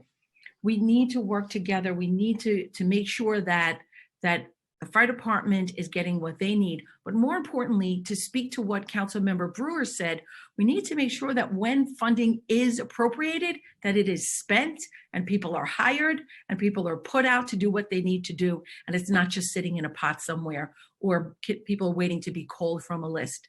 The way that, we need more firefighters. I'm so happy about the group yesterday that graduated, and I wish them nothing but good luck and health and that they should remain safe. We want to see more probationary firefighters coming. We want to see more EMTs coming. I know that you said that there's no real, no plan for EMTs to advance to the FDNY. We want to incentivize our people who work for the city of New York, especially as first responders, to cross over, to become firefighters from EMTs or vice versa. So for those and so many other reasons, I think this was a very productive first hearing. I look forward, as I said in my opening statement, to more productive hearings and really identifying what was not done in our last session and bringing to light things that need to be done in this session. So for that, I'm honored to serve here with you. I'm honored to be your chair. And now we're going to move on to emergency management. Thank you so much for coming on. Thank you. Thank you so much, Chair. Next panel to testify will be representatives from New York City Emergency Management. I see we got some of the folks there. Following emergency management, we'll have opportunity for the public to testify. So thank you for bearing with us as we go through emergency management. Commissioner, I see yourself and, okay, I see all three people here. Great. So I'm gonna, okay, apologies here. So for New York City Emergency Management, we will have testimony from Commissioner Zach Iskol, Christina Farrell, who's the first deputy commissioner, and Stacy Rosenfeld, who's the chief financial officer. Before we begin, I will minister the oath. So I'll call on each of you individually to affirm. So please raise your right hand and affirm to tell the truth, the whole truth, and nothing but the truth before this committee, and to answer honestly to council member questions. Commissioner, go ahead. I do. First deputy commissioner. I do. And Ms. Rosenfeld. I do. Thank you so much. Go ahead. Thank you so much, Josh, for the very smooth transition. I certainly appreciate it. Commissioner Iskol, I want to thank you for coming and congratulate you on your appointment. I look forward to working together with you.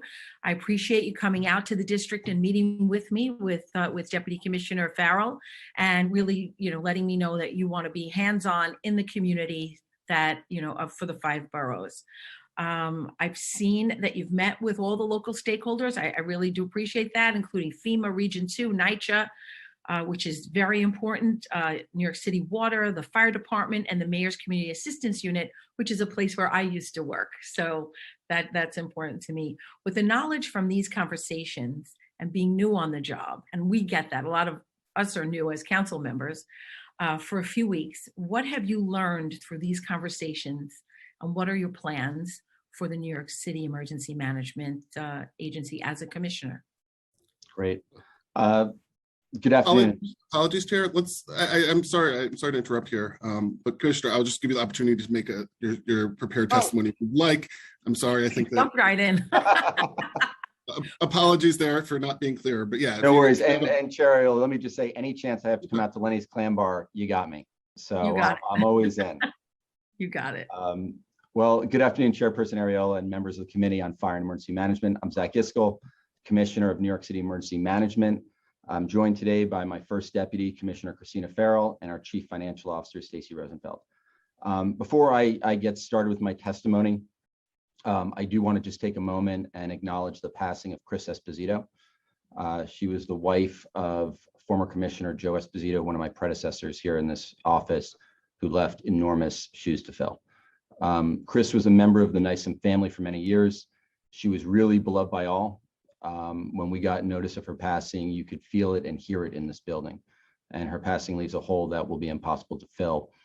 Our entire team mourns her loss, and we're sending Commissioner Esposito and his family our love, our prayers to him and his family during this difficult time. I've now been commissioner for not quite 3 weeks. And while this may be our first meeting for some of us, and perhaps even your first introduction to our agency, no doubt you're aware of this agency and the great work we do to ensure New Yorkers are prepared for emergencies and to assist them in recovering after their most difficult moments. New York City Emergency Management is responsible for preparing and educating people prior to emergencies and coordinating citywide emergency planning and response for all types and scales of emergencies, while completing mitigation projects that range from temporary flood protection measures to building stronger communities. From water main breaks to fires to coastal storms, global pandemics, we're the ones coordinating resources so agencies can fulfill their core missions during emergencies. Needless to say, it has been a very busy year. New York City Emergency Management has been fully activated for COVID-19 for more than 2 calendar years. That's the longest activation in our agency's history. Our emergency managers have literally been working around the clock, often for concurrent emergencies, fires, extreme heat and winter weather emergencies, the devastating flash flood emergency caused by Hurricane Ida. In the fiscal calendar year to date, we have responded to or monitored more than 2,500 incidences, including building collapses, infrastructure incidents, and water main breaks. January 2022 was one of our busiest months ever, with 6 activations, including the tragic fire in the Bronx, a gas explosion, and multiple snow events. And I know I speak for everybody in this building when I say the team was very lucky at that time to have First Deputy Christina Farrell at the helm as the acting commissioner at that time. As always, throughout all emergencies, we continue our Blue Sky programs and responsibilities. And this past fiscal year, have held over 300 Ready New York preparedness events, released 16 podcasts and 60 press releases, held over 80 briefings with the private sector, and provided over 900 notifications to elected officials. Emergency management continues to assist with large-scale program management, such as the Vaccine Command Center and the Mayor's Extreme Weather Task Force. Our most public-facing program, Notify NYC, I'm very proud to announce we just passed 1 million subscribers. It's available in 13 languages, including American Sign Language through video format. This program has issued over 1,500 Notify NYC messages to subscribers in the current fiscal year to date, and more than 22,000 notifications since its inception. Emergency management also has identified COVID-19 pandemic recovery priorities. Our risk reduction and recovery division led a multi-partner framework process to guide COVID-19 recovery to be equitable and also visionary. The team tracked how the city was recovering along healthcare, housing, social community, economic, transportation, and infrastructure sectors, and to date has created and distributed over 61 recovery dashboards to decision makers. We continue to strive to make this agency reflective of the city that we serve, continuing our commitment to best prepare our non-English speaking residents. New York City Emergency Management conducted a multilingual biennial emergency preparedness survey. We attended over 200 district service and borough service cabinet meetings and trained 33 new community emergency response CERT team members who are now volunteering their time in their communities with a new basic training session that will begin this spring. We hosted mobile office hours in each borough in partnership with elected officials. In an effort to further expand our presence in your communities, we are embarking on a long-term project to have borough command centers strategically located throughout the city. We continue to look ahead to find new ways to prepare the city and our residents for the next emergency. With that, let me now provide a brief snapshot of our budget for the next fiscal year. Our projected total fiscal year 2023 city tax levy expense budget is $37.5 million. We rely on our CTL expense budget to support the majority of the agency's administrative, technological, and operational costs. The projected fiscal year 2023 city tax level personnel service budget is $11.2 million, which supports the 82 personnel lines paid directly through our tax levy funds. This includes $1.6 million in funding for 18 staff members dedicated to working on increasing communication and services to people with disabilities, access, and functional needs. Our other staffing is supported through grant funds and personnel on assignment from multiple agencies. With the January financial plan, the Adams administration directed city agencies to meet a 3% spending reduction target along with a vacancy reduction. Our agency worked to meet this target in a way that allowed us to have the least impact possible on our operations. We continue to discuss and formulate administration priorities with City Hall and OMB as part of the budget process. Our projected fiscal year 2023, other than personal service budget, is $26.3 million, which covers all agency operating and administrative costs. This budget includes a significant portion of non-discretionary funding. These funds are designated to cover our warehouse lease, utilities, and telecommunications costs, including the maintenance and operations of our emergency operations center and backup facilities. This money also supports our fleet and all additional equipment, supplies, and materials needed to run the agency. The agency receives grant funding to support many of our core programs. In the past year, we secured $31.5 million in federal funding, primarily through the Urban Area Security Initiative grant.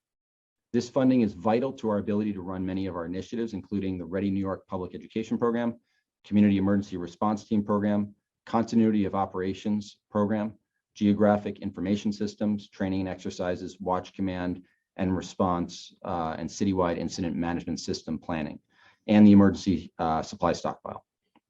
We work with City Hall, OMB, the city's congressional delegation, and our partner agencies to push for full Homeland Security funding in future years. This money supports critical operations within ours and several other agencies' budgets and is critical to the city. As I wrap up my first month as commissioner, I would like to express my admiration for our incredibly hardworking and dedicated emergency managers. The last 2 years have been exceptionally difficult on our municipal workforce, and our emergency managers were not immune to hardships in their own lives while never wavering in their support for the people of New York. I am proud to be their advocate and to represent them as we begin a new chapter in recovering from the pandemic and responding to whatever challenges come our way. Thank you for the opportunity to testify today. I look forward to working with the council, and I am happy to take your questions. Thank you. Now, Josh? Now? Yeah. Okay. So, Commissioner Iskel, you like your job. I see that. I hear that. And I know that you're very enthusiastic and you're more than equipped to do what needs to be done, and we're appreciative of that. And with Christina Farrell at your side, you're an unbeatable duo, that's for sure. But what obstacles do you anticipate to have to overcome? I mean, it's been 2 months, but I bet you've seen some obstacles. It's not even been a month, but you know, look, there's no shortage of challenges, and I think, like in combat, like in war, you're always fighting the last war. And I think here at the agency, we are very focused on learning from COVID, from the pandemic, from prior events involving extreme weather, from some of the events that Christina led the agency through in January, including the tragic Bronx fire. And so we're always learning. And I think some of the big challenges are just our job is to be prepared for things that you sometimes can't be prepared for the unknown, for black swan events. I think we have an incredibly nimble agency that will adapt to those circumstances. But that is the biggest challenge, is just the unknown. What are some of the goals that you have for NYCEM? What do you see as some of the goals that you'd like to, have your name attached to? Yeah. Thank you for the question. There's no end. For me right now, my biggest focus over the first 90 days is really getting to know all the members of the team here, really hearing their ideas and empowering them.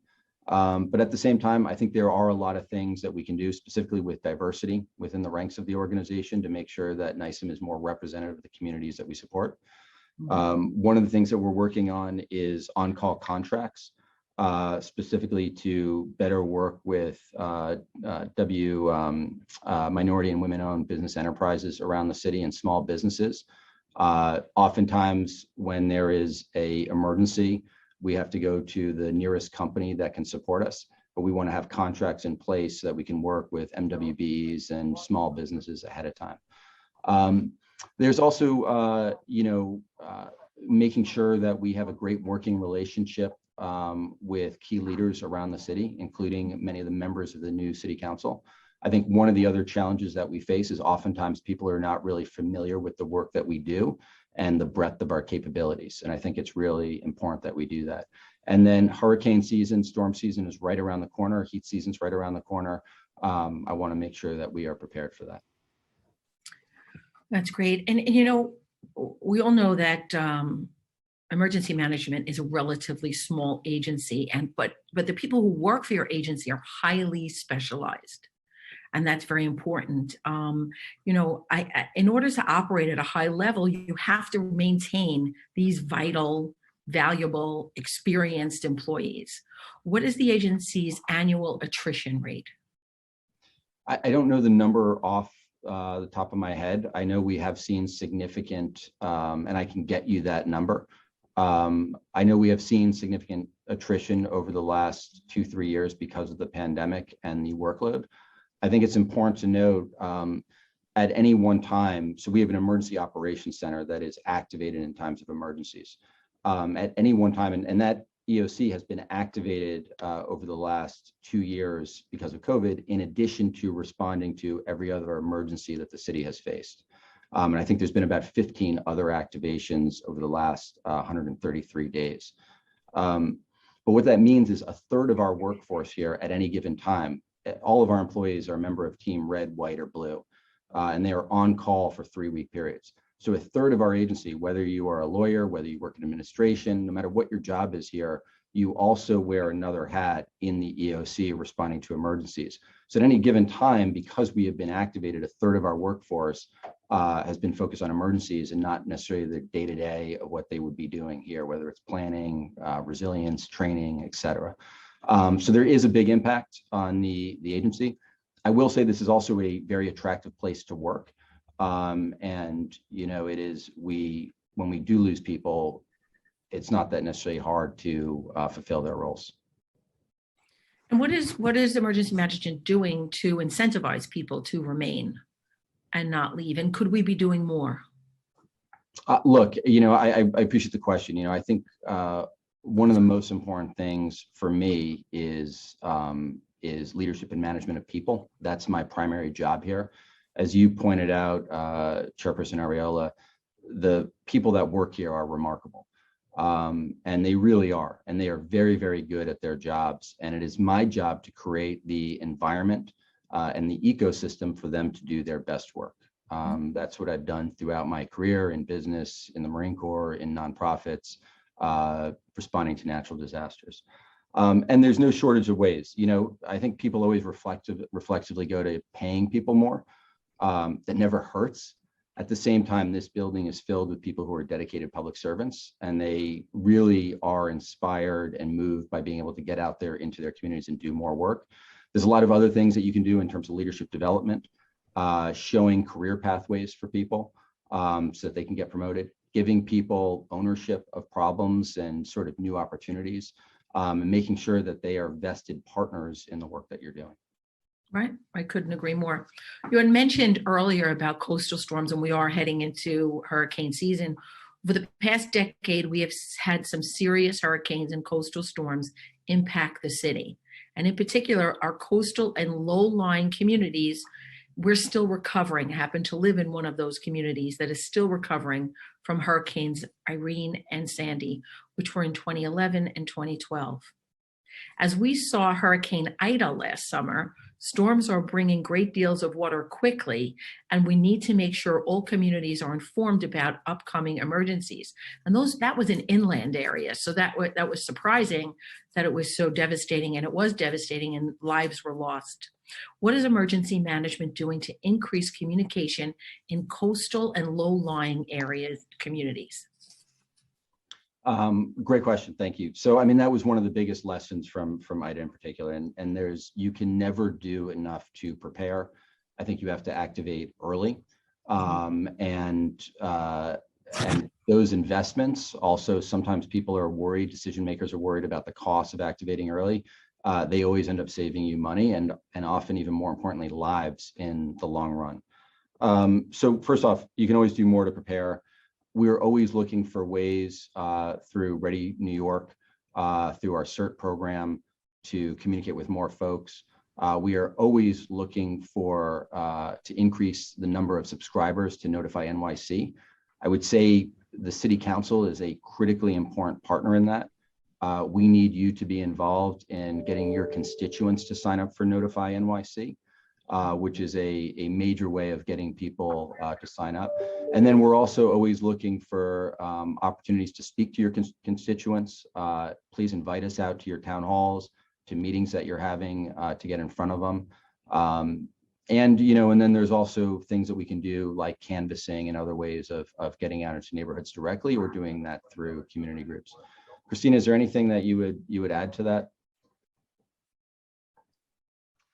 No, I think it's an ongoing issue. I will say that over the years, like back with Hurricane Irene, Hurricane Sandy, we actually, people did not believe, that they were going to be hit by hurricanes. They didn't think that, even though we were coastal, they didn't think we were Miami. So I think that we have seen improvement, that after all the emergencies we've been through, people understand that it will happen here. So that is a good sea change.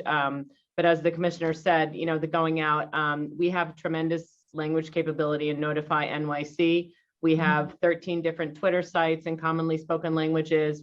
People can get the direct messages, but we really don't we would like all New Yorkers signed up, but we really are focused on the non-English speakers. When we were out in your district, we were talking about how your district has changed and, all the languages spoken there. So, that's really a goal of ours for every year, but specifically for 2022, to work to get people to get the materials, get notifies. And also if Twitter, if text or email isn't the right venue, we want to know what other apps or what other ways people are consuming information so we can meet them at that point and try to avoid some of the tragedies that you spoke about. And I do want to congratulate you on meeting the 1 million followers on Twitter. That's very, very impressive. And it speaks to the amount of information that you do pump out and the amount of good information. And, a lot of times in areas where, their floods have been hit and maybe they don't have home lines and they don't have TVs and such, they still do have their phone and they can get good direction from a tweet or something on Instagram. So I really do commend you on that. You also referred to the emergency stockpile, and that was a big thing during Sandy, was getting provisions out and into the communities once it hit. So previously, the department was involved in the upkeep and contents of the emergency stockpile. And the contents were designed to support life, safety, and hygiene for 70,000 people for 7 days. What is emergency management's involvement with the emergency stockpile now? And how does emergency management rotate those items in the stockpile for expiration dates? And is the stockpile rotation federally funded? Thank you. So yes, there are elements of the stockpile that are federally funded and some that are city funded. We have a remarkable team that runs our logistics and manages our warehouse operations. Chair Elliott, when we got together last week, one of the recommendations you had was inviting city council members to come out and tour our headquarters. I would encourage you to also come out and visit and tour the warehouse. And I think, Chair, what you had recommended was we try and get every city council member out here, specifically because so many of them are new to the council. And it's a great operation to see that operation. But they are constantly looking at expiration dates. We're going through that process right now with COVID test kits, for example, and to make sure that the things that we have are not expired and are up to date. Okay, you spoke about community outreach, and being a former civic leader, I would have, it was OEM at the time, come out and speak at the Civic Association meetings. And I think that strengthening communities was an initiative that New York City Emergency Management kicked off in November of 2021. And it included plans to partner with up to 70 community-based organizations each year to increase emergency management's community involvement. By collaborating with CBOs, they would be able to better reach communities and send funding for emergency plans, access community emergency networks, assist with communications, gather information, and help with feeding operations and more. The program has a remaining budget of $750,000 in fiscal 2022 and $4.15 million in fiscal 2023. Since the program began this year, can you discuss some of the work that emergency management has accomplished in this fiscal year? Yeah, Christina, do you want to dive into that?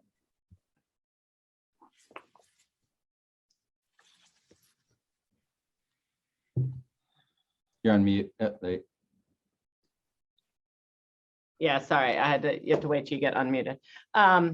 Yeah, so, we have an amazing community engagement team here. And as we worked through COVID and worked with different agencies and communities, just like all aspects of the city, we saw that we really needed to, focus even more on the community level and strengthening the emergency capabilities.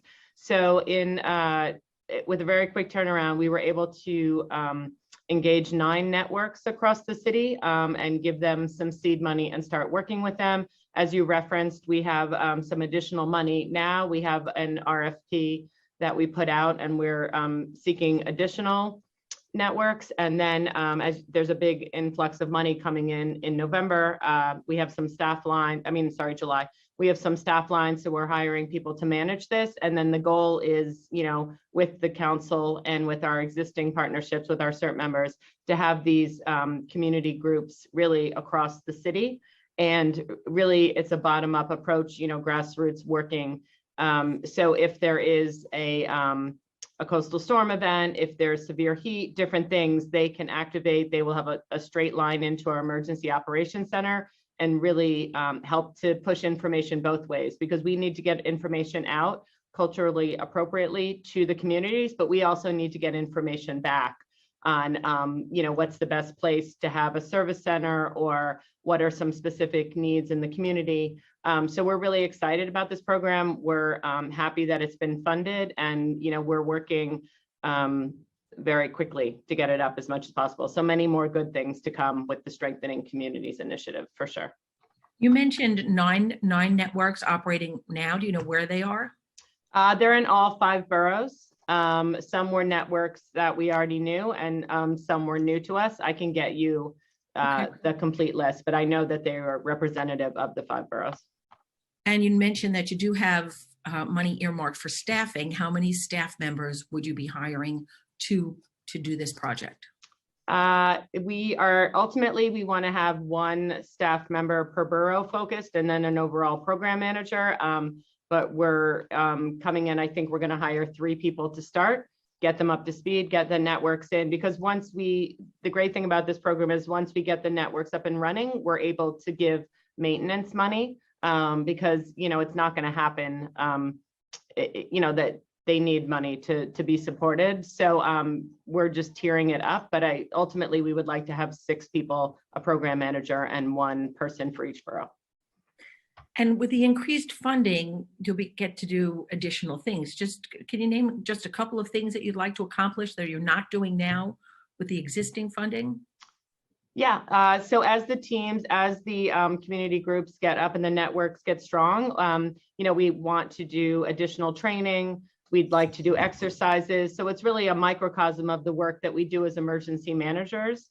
We'd like to look at other initiatives across the city, because obviously the definition of emergency is broad, and maybe bring in other groups, like bring in a youth component, or bring in, some community piece that may take a little more time. And like any of these good initiatives, just like our longstanding CERT teams, no 2 networks are going to look the same. So a network on the South Shore of Staten Island and a network in Hunts Point, they're both going to be our networks, and they're going to have certain pieces, but they're going to, look very different. And that's really the strength of this program, if you will, that, it's not a cookie cutter approach. It's not us saying this is what your network should look like. It's us working to identify what's strong in those communities already, and what they can bring to the table. And I would just add to that, Christina said it all, but there's when you think about there's certain principles that we can train those networks in terms of emergency management and participation and readiness. But there's also then a bottom-up sort of approach that then takes place that sort of informs how that looks differently around the city based on the needs of specific communities. Thank you. And the things that those communities care about addressing, or what they might consider an emergency. Right. I appreciate it. So, and people with disabilities are very important, especially if we don't have electricity and they're on life-saving oxygen and such.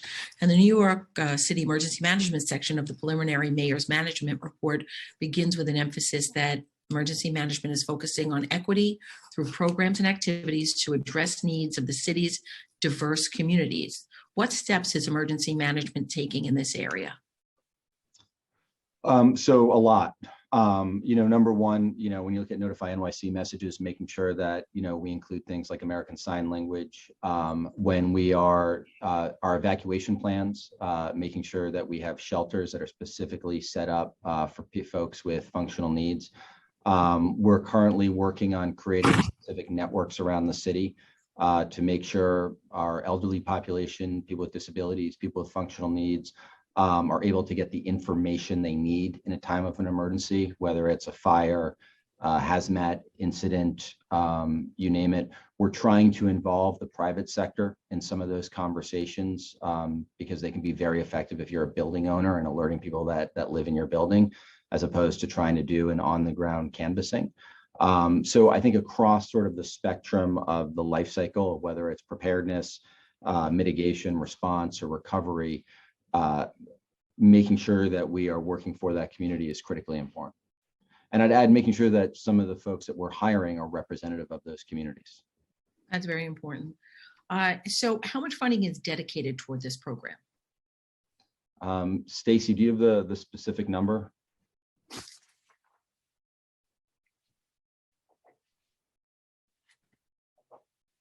And Stacy, you're on mute. And while Stacy's looking for that, Stacy, how are you going to utilize it for outreach? Am I unmuted? Yep, you're unmuted. Okay. I apologize.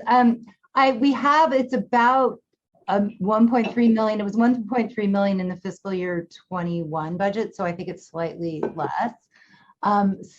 Christina, maybe I know we have money dedicated for Ready New Yorks, and I know part of it funds staffing.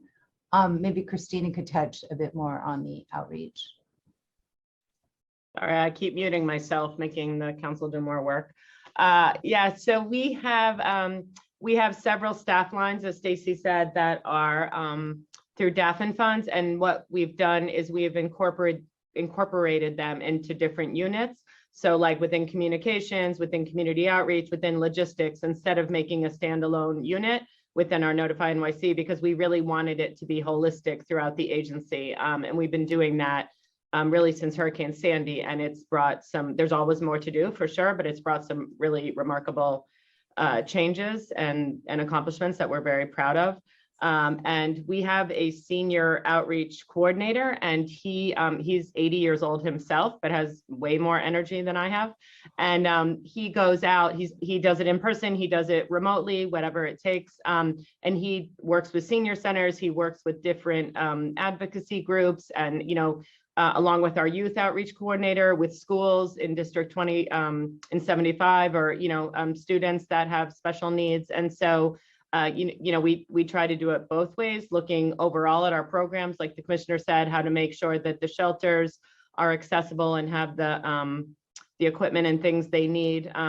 We also are very involved in American Sign Language. And we also, anytime we send out a travel advisory or some kind of emergency notification, we also send it to our advanced warning system. That goes out to all the service providers in the city. So starting with like Catholic Charities, Visiting Nurse, the United Federation, those all the way down to individual care providers. And so, if consumers can't get the information themselves, they can get it through their caregiver as well. I have one more question. We've been talking a lot about the 3% that was cut by the city and other cuts that all the agencies are realizing. So given that emergency management relies on city funding to support the majority of the agency's administrative, technological, and operational costs, what impact will these savings or cuts, depending on which end of the cut you're on, what impact will these savings have on emergency management's operations in the next fiscal year? Yeah, thank you for the question. Bottom line, none. Stacy, Christina, the team here really did a remarkable job identifying savings within that 3% peg that would not impact our ability to serve New Yorkers. And so they found things that, were things that cost less money. For example, with the interim flood protection measures, we're not doing less, but there are certain things that we found cost savings on, or things that were less expensive than we had initially projected. There was other sort of efficiencies that were found. There were some funds that could be displaced to other agencies. So they did a very good job of finding the 3%, meeting the 3% peg without an impact on our operations. And I'd say the other sort of great thing about this agency is we are primarily funded through grants. And so even if you look at our CTL payroll funding, the vast majority of the people that work here are on grant funding. And a lot of our additional funding comes from grants and not the city tax levy. So it was minimized. Okay, and so like you say, you get grants and federal funding, right? So do the reductions in city funding make it more difficult for emergency management to comply with the local laws that provide those fundings, or no? No, not to my knowledge. Stacy, Christina?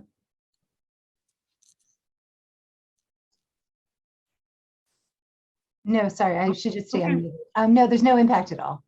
All right, and then my final question actually is, in fiscal 2023, the preliminary budget included 780,000, and in fiscal 22, I'm sorry, it included $780,000 in fiscal 2022 only for contracts related to the Rikers food trucks. Can you please provide more detail on this funding, including if it is city funded and if the true spending amount will be $780,000? Stacy, Christina, I'm not familiar with the Rikers food trucks. I could take that one. Post Ida, there was a enormous initiative to make sure there was food accessible throughout the city, and part of that was accomplished through putting food trucks in impacted areas. There was also a request for us to have some food trucks out at Rikers Island to support the staffing there. It was a very short-term operation until corrections actually picked it up. We sometimes are used for contracts that are very short. Sometimes we have a contract in place, or we have the ability to do something kind of a one-time stopgap measure. So that's what that was. It was short-term one-time funding because we already had a vendor operating until corrections could pick it up. And I do believe that was the actual amount. Okay, great. Thank you. Thank you very much. Josh? Thank you, everyone. Any council members have questions, please use the Zoom raise hand function. I see that we're joined by Council Member Gennaro as well. But if that's it, I think we can move on to the public testimony now. Okay. All right. Thank you all so much. It's great to be with you today. Chair Ariola, thank you for your questions. Cool. Excellent. Thanks, everyone. So now we'll be moving on to the public testimony section of today's hearing. To start, we have Oren Barzilay from the EMS Union Local 2507. So after Oren, I believe Michael Greco is also signed up to testify, who should also be representing that union. So Oren, you may go ahead. Starting time. Good afternoon. Can you hear me? We hear you. Thank you. Good afternoon, Speaker, chairpersons, and committee honorable council members. My name is Oren Barzilay. I'm a 25-year veteran of FDNY EMS, and I am the president of Local 2507. I am here today to speak on behalf of more than 4,000 uniformed FDNY MPs, paramedics, and fire inspectors. We are New York's frontline medical first responders. Yet, for years, our union leadership and members have asked, begged, and pleaded for enhanced resources required to do our job more effectively. Number one, as medical first responders of the FDNY, and number two, as the city's fire safety inspectors, whose job is to ensure building fire safety. Instead of getting the resources we need, we have been receiving constant lip service instead. My message today, New York City leaders must stop starving EMS of resources. If you grew up in a big family, you'll understand what it's like having nothing but hand-me-downs. This is what it's like to be in EMS inside the FDNY. For example, the city long ago committed to building 70 EMS stations in strategic neighborhoods across the city. While talk is indeed cheap, many years later, 25 to be exact, we are still waiting. We have told the council about the horrific low wages. EMS members are paid about 40 to 50% less than New York's other great first responders. In Boston, EMS makes only 2% less than police and fire. Where is the wage equity or fairness for our mostly women and minority EMS workforce? Our FDNY EMTs and paramedics answers about 80% of all FDNY's 911 emergencies. Yet our operating budget is not commensurate. Those poverty wages and truly difficult work conditions result in EMS losing an average 30% of new hires within the 3 years and 50% in 5 years. Look at it in another way. The city of New York spends a fortune training EMS medical professionals and pays them so little that they leave in droves for jobs in other cities with private companies easily making 20 to 30,000 more per year. Without a doubt, FDNY EMS is the undernourished side of the FDNY. Since the merger 26 years ago, there has been a systemic lack of reinvestment in our people and the tools needed to do our job. EMS members citywide often must idle in their vehicles on street corners in the dead cold of winter or hottest days of summer. What EMS stations we do have are either so old and decrepit or they are overfilled with staff. Translation, we completely lack for a safe workplace. In the Bronx, Station 17, which is so decrepit that its floor is held up by dozens of floor jacks hidden in the basement. Without those, the building would collapse. Mayor de Blasio even did a dog and pony show 5 years ago to spotlight how bad and dangerous it was. That administration made a commitment to fixing it. After the photo op was done, the will went away. Nothing has been fixed and nothing has changed. It's the same story over and over again. EMS stations overcrowding in another serious problem. Stations meant to serve 50 to 60 people have over 100 crowded in. Several stations in the Bronx to have 10, 11 EMS units working from them have now 20 crammed in. Even before the pandemic, the Bronx was the busiest borough for 911 emergency calls. And we were told to expect to have 6 new EMS stations. Guess what? While EMS 911 call volume soar, not a single new station in-house in the pipeline. If you hear otherwise, it's likely more lip service. In fact, the Bronx is so starved of EMS resources that one entire station from Queens, the Queens Tactical Response Group, is dispatched each and every day over the bridge just to keep up with the soaring level of medical emergencies in the Bronx. But that trend is truly citywide. Far Rockaway, Queens, we have just 1 EMS station and 1 hospital to serve the entire peninsula and those communities around it. To compensate, EMS is always borrowing units from the mainland. And despite more and more people being this serious of having to the Rockaways, the city is not investing what is needed to address growing population. The refusal to add more EMS stations mean lack of rapid response times citywide. Because we are perceived as a second-class workforce within the firefighting agency, whenever a firehouse has become too old for the firefighters, we get the hand-me-downs. The dedicated women and men of EMS and the citizens we are sworn to protect deserve better working conditions than we have been subject to. It's time to make the FDNY EMS more central to the strategic planning and budgeting of the greatest fire department in the world. But perhaps it's time to evolve that thinking to also consider the truly great work of our EMTs, paramedics, and fire inspectors. Thank you for hearing me out. This is my testimony. If I'm allowed, I have some things I would like to speak of regarding what the previous speakers said. Yes, please do. 1 second, I'm sorry. So the department testified on a few items that are quite frankly alarming. What they did not say to this committee is that on April 3rd, There will be a reduction of units in communities receiving EMS response. Numerous ambulances will be pulled out of the system and completely deleted. Many neighborhoods in the Bronx and across the city. They speak about vehicle maintenance. We have dozens of crew members sitting around the stations each and every day because there's no ambulances available for them to be placed on.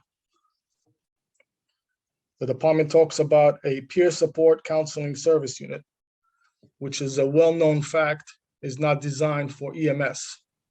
It is a program established for firefighters. While they too deserve to be treated with mental health, our members are neglected. We have members who are constantly not receiving return phone calls, who are left to straggle and deal with it on their own. We have been begging the department for years for additional counselors and better mental health for our people. Our members are exposed to mental health issues on a daily basis. The tragedies, the assaults, the violence they see has caused 3 of our members to take their life in the past 2 years. It is only then they decided to activate and engage in a peer support program that does nothing for our members. Our members need professional help. Assaults. 1 week from today will be 5 years since the death and killing of Yadira Arroyo. The killer is yet to be brought on to trial.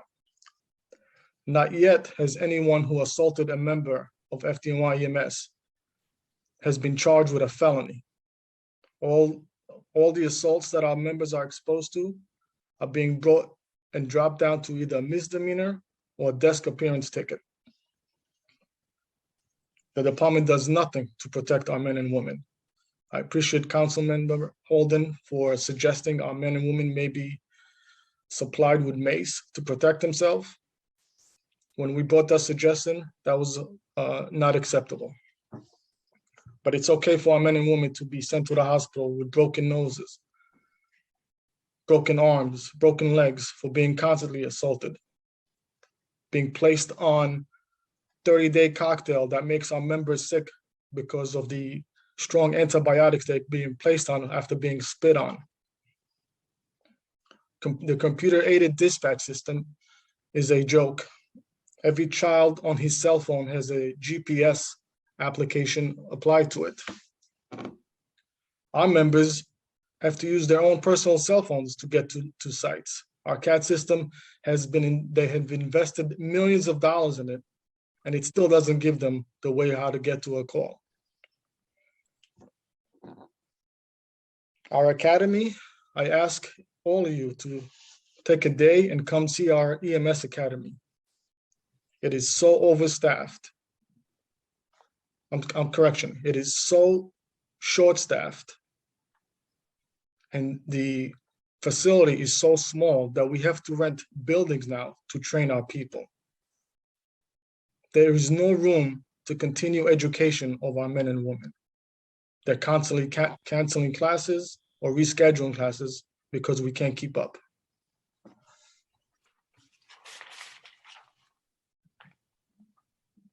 The starting salary, as the council member Holden mentioned, is $39,000. Top paid EMT is $59,000. Even top pay today is a joke, $59,000 after this wage increase that we received. The mayor constantly, the previous administration, I should be more clear, has denied recognizing us as a uniform status and has denied and refused to give us equality among our other first responders. Just last week alone, Target has announced that minimum wage for its employees will be $24 an hour. The starting salary for EMT in New York City is $18 an hour. Our members are leaving this job in droves. Nobody stays here. It is financially impossible to survive on $18 an hour. I'll take any questions that you may have for me. Well, Mr. Barzilay, I just want to thank you for your testimony, and it is compelling that drastic change needs to come for EMS, for the department, for the workers. And I know Councilmember Holden has fought for you, and now I'm here on the City Council and I will fight for EMS as well. I appreciate it. Thank you very much. We'll now turn to Councilmember Holden for questions. Or Chair Ariola, do you have any additional questions? No? Okay. That's for now, yeah. Okay, Councilmember Holden, yes, go ahead, sir. Thank you, Oren, and thank you, Chair. Yeah, what a picture you painted, Oren. Very depressing, but just think about what the EMS workers go through on a daily basis. Their work every day. They're seeing horrific scenes that most of us would not be able to even look at. They have to deal with it. They come upon accidents that are absolute nightmares.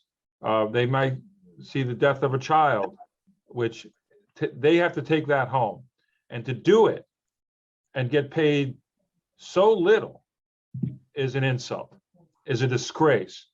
So, Oren, I have a question, because I did speak to EMS workers a lot. That's why, if you really take the time, if the council members take the time and talk to them, they'll understand what it is to be an EMS worker in New York City. They are disrespected. The previous administration didn't listen, never listened on so many levels. But I want to ask you, Oren, what about the Adams administration? Have they reached out? Have you spoken to them about the horrific conditions, especially the short staff? Yeah, I've met with his staff and I've spoken to him a few times, but unfortunately, it's been extremely busy for him with the crime levels in our city. So we're giving him a little time to deal with the crime in our city. And hopefully we'll be able to resolve some of these issues in the near future. But he does have an open ear to us, which is different than what the previous administration had. And hopefully we'll get this resolved. And just one thing I remember writing letters during the pandemic, could you talk about what initially trying to get the vaccine for EMS workers, and that at first they didn't want to do it during your working hours. They wanted to do it on the employees, on EMS workers' own time, and we had to fight even for that to get the vaccines done on work time, as it should be. Can you tell us initially what happened with that? So initially, when the vaccination became available, EMS wasn't included. We had to contact the state and plead with them to include EMS in the first round. So it still had to be done on your own time. They made it available to us. There was no pushback, but it had to be done on your own time. And speaking about your own time, when our members are exposed to PTSD, unlike other agencies, and our PTSD is tenfold than any other first responders, we have to use our own sick leave time. We can't even be excused from the trauma that we are exposed to. They keep telling us, well, you have to negotiate that. That's a bargaining issue. When our members saw 17 dead bodies at that fire last year, that is a traumatic event, to everybody. And for us not to be able to decompress is bizarre in a day and age where we know that PTSD is real. And especially when you see the bodies, and then many of them children. Correct. You never lose that image, Yeah. and it stays with you, and it takes its toll on you. And the fact that they're not putting the resources into post-traumatic stress is another disgrace. So we have our work to do in the council. I'll stand by you. I know the chair will also, because we believe in the work that EMS workers do on a daily basis, and they were out there on the front lines during the pandemic, and were not treated well by the previous administration. So we're going to work hard on this, but thank you, Oren, for unbelievable testimony. But you heard today from the fire department, essentially leadership saying it's a collective bargaining thing. So I think the FDNY leadership has to stand by you, and certainly EMS workers. Thank you, Warren. Thank you, sir. Thank you. Thank you. We will now hear from Michael Greco, followed by Michael Reardon. Mr. Greco, you may begin when ready. Good afternoon, everybody. Good afternoon, Chair, Council members. Thank you very much for allowing me to speak. My name is Michael Greco. I'm the Vice President of Local 2507. So I've been working with Oren for many years regarding the issue of the inequities that face EMS. And my whole testimony today was really just about rebutting some of the budgetary items that they put in. And hearing Oren's testimony and understanding that you all understand our plight, I want to point to some things in the budget that just we need a fundamental shift on how EMS is viewed. When this pandemic hit, I testified in front of the Health and Hospital Committee, March 5th, 2020. This was right before this turned into a pandemic and the city shut down. And I sounded alarm bells of how bad EMS is going to be if we increase the call volume by just 500 to 1,000 calls. And you saw what happened. EMS basically needed a rescue of our own. 500 members from across the country had to come just to help bail us out. Then you think we learned from our mistakes. Now the Omicron wave hits and we have to bring more people in. That was a year and a half. It's recent memory, and we still need people to come in. We're talking about crime coming up right now. We're talking about fires at an all-time, well, not an all-time, but a very rampant increase. Did we call mutual aid to help us deal with the police surge that is needed? No, we staffed them to a proper level to increase this.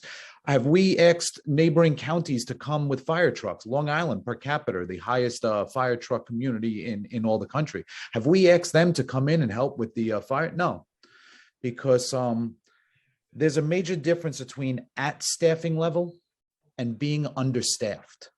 We can still be at staffing level and be horribly understaffed. And that's what EMS is.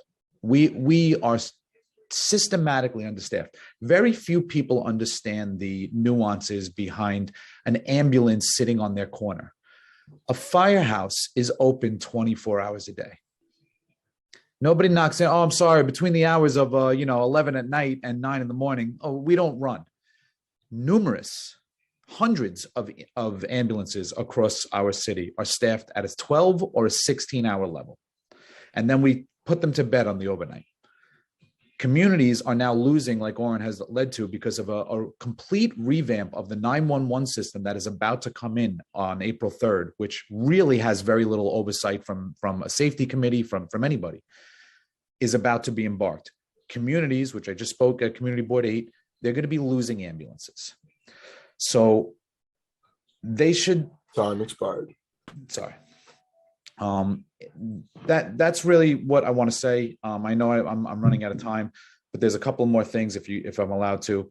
The fire inspectors, which are tasked with keeping our city safe and protected as well, they were relocated and put onto COVID task force for the past year and a half. Their job, instead of checking buildings, was to make sure that a restaurant was complying with the vaccine mandate.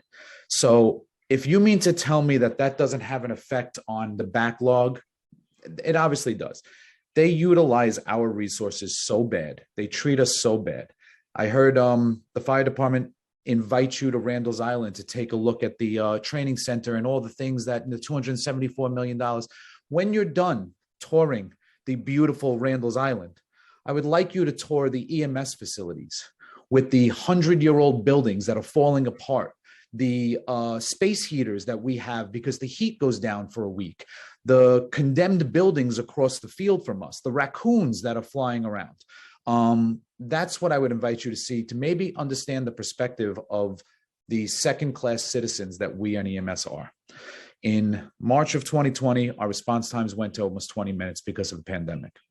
In December of 2021, our response time almost went the same because of a pandemic. EMS has been running on red line for 2 years. So the mental health that we need help on is serious. They're going to talk about their peer counseling network. They can't staff the peer counseling network because they can't afford to lose the EMTs and paramedics in the field. So they're placed on a group me. And when a situation happens, they put like a call into the air and say, is anybody available when they're home in the middle of the night? We don't have a staff to go there because we're understaffed. But yet they talk about sending fire trucks throughout the city to do these programs to schools. We would love to go teach CPR and teach health and safety to kids. We're run so rampant. We need help. So at 4,200 members, we are wholly understaffed. So I don't like them turning around and saying that EMS is staffed to proper levels. That's a budgetary equate. That's new asks. That is where some of these budgetary items should be asked for. And that's what we need here in EMS. Thank you. We hear you loud and clear, Mr. Greco. Thank you. Thank you. It appears we have a question from Councilmember Holden. Yes, thank you. Thank you, Chair. Thank you, Michael, for that testimony. I just have a question because I didn't know some of what you mentioned, and it's even more alarming. But you're saying that fire inspectors were reassigned during the pandemic to go to restaurants and enforce regulations. How many, I guess we're short-staffed on fire inspectors, right? Correct. They're under staffing levels. And I believe Oren give you the exact numbers. But yes, I would, there was a task force. It was actually called the COVID task force, and they got pulled from all different units to staff this. Oren would definitely be able to give you. So as a result, it could be that some of these tragic fires that happened in New York City as a result of reassigning fire inspectors. I don't want to be hyperbolic, but what I do know is that our fire inspectors, with their programs of inspecting buildings, have significantly added to the safety and the human toll that has been taken over the years. So it's an easy conclusion that if they're not checking standpipes, they're not checking what they're supposed to check, then we're going to have a little extra loss of life. That they have been instrumental in protecting. Fire inspectors have, and this isn't hyperbolic, they have saved more lives in the past 20 years with the way the inspections have gone than they're given credit for. And their staffing levels should be increased, and they should be recognized for the safety that they bring to not only the public, but all the visitors and all the tourists to our great city. Fire inspectors are an unsung division of the fire department. And so the fire inspectors being reassigned to other duties stands to reason it's jeopardizing our buildings, especially the high rises, for these catastrophic fires. But I just want to touch upon the fact that we need more fire inspectors. And you heard the acting commissioner couldn't give us really a concrete answer as to how many, what's the schedule of inspections? What do we have? Are they yearly? Or I asked twice and I couldn't get an answer really.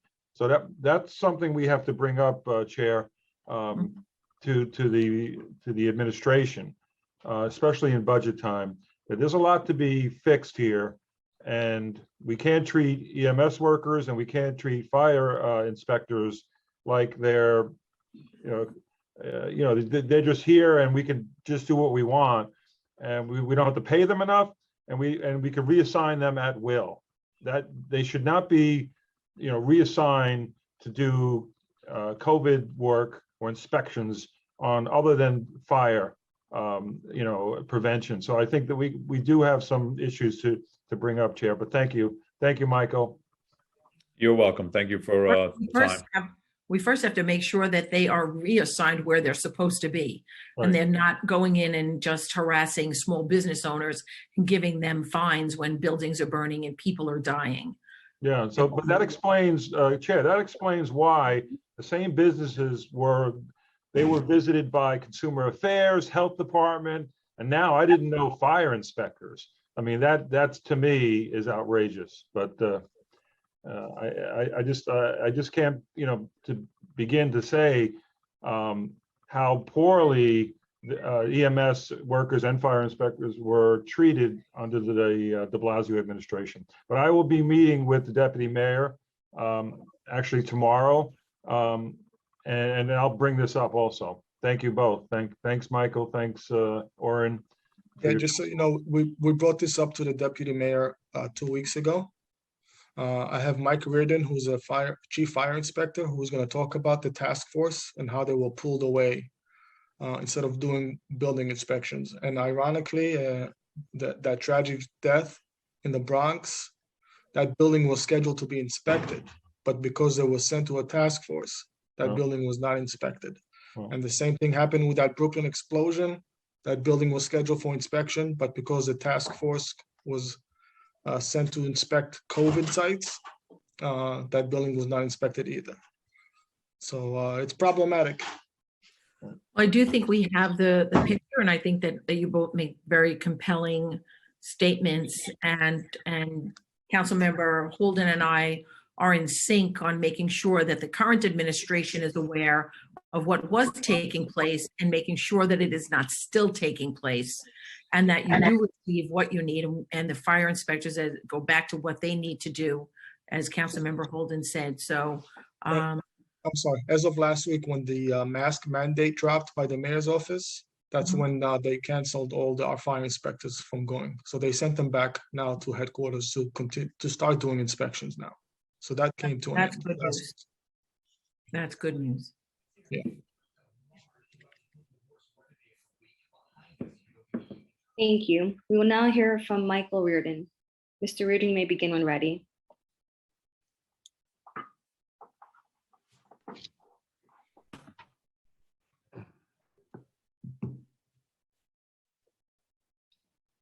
Mr. Reardon, you've been unmuted. You may begin when ready. Okay.